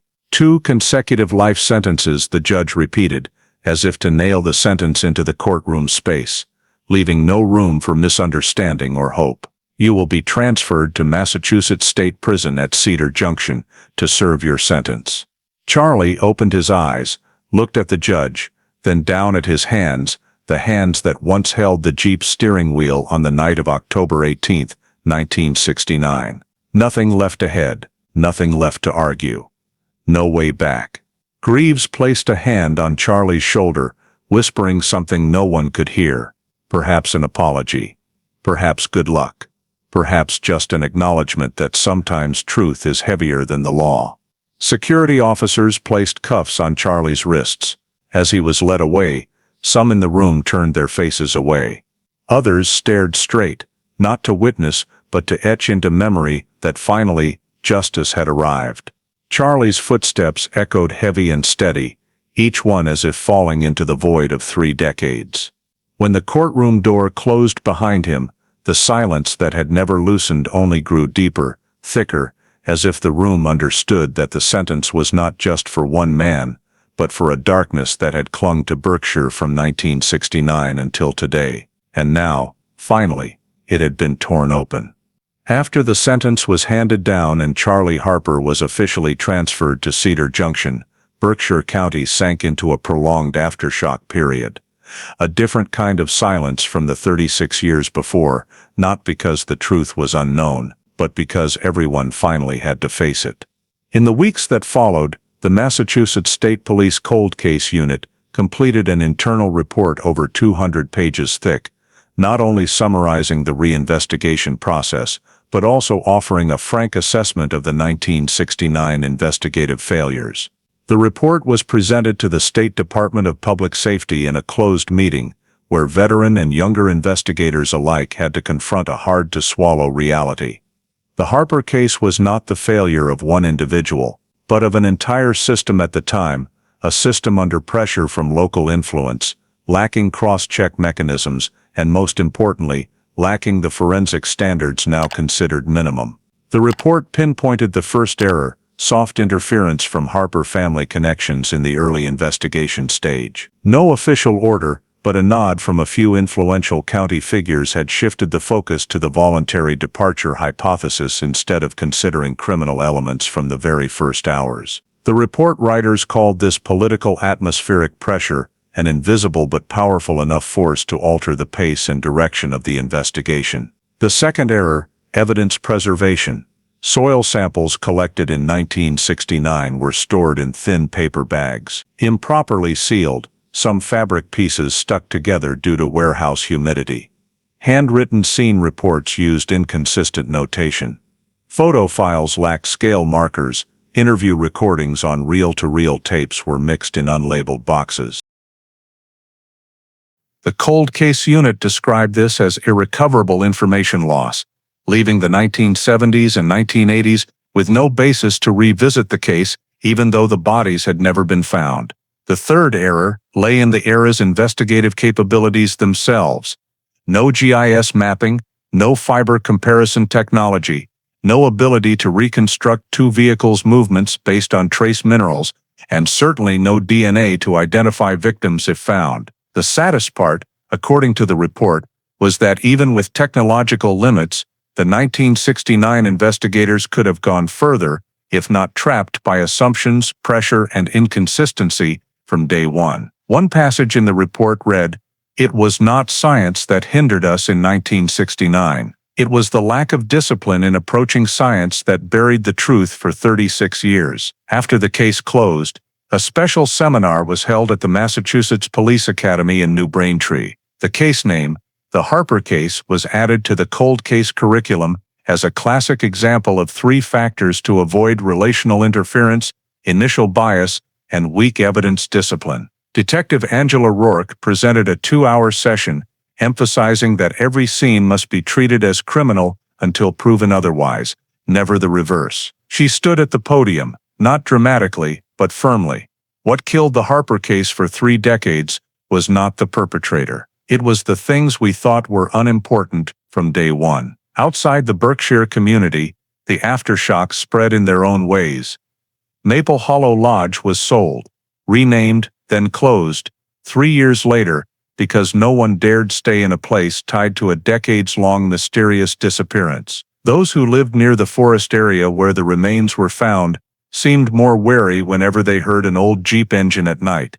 Even if just from vintage car enthusiasts, some still insisted they could not believe Charlie Harper, a successful, quiet lawyer, could do such a thing. But most moved past the shock by accepting the truth. Criminal nature does not discriminate by status or social standing. The final articles about the case published in the winter of 2005 all ended with the same observation. Modern forensics not only solved the case, but clearly exposed how time does not truly cover anything. It only waits until there are enough tools to speak it aloud. The most notable was the concluding sentence in the Cold Case Unit report, quoted by many instructors in later courses. A short sentence, unpretentious, but like a new axiom for the field: truth survives time. If there is one thing the Harper case leaves for America today, a nation with a complex legal system, law enforcement under pressure from politics, media, and community, it is the reminder that truth can only stand when people are persistent enough to seek it. The 36 years of silence in the story reflect not only the limits of 1969 forensics, but also very human gaps, relational interference that derailed the investigation. As when the Harper family inadvertently pressured police to prioritize the voluntary departure theory.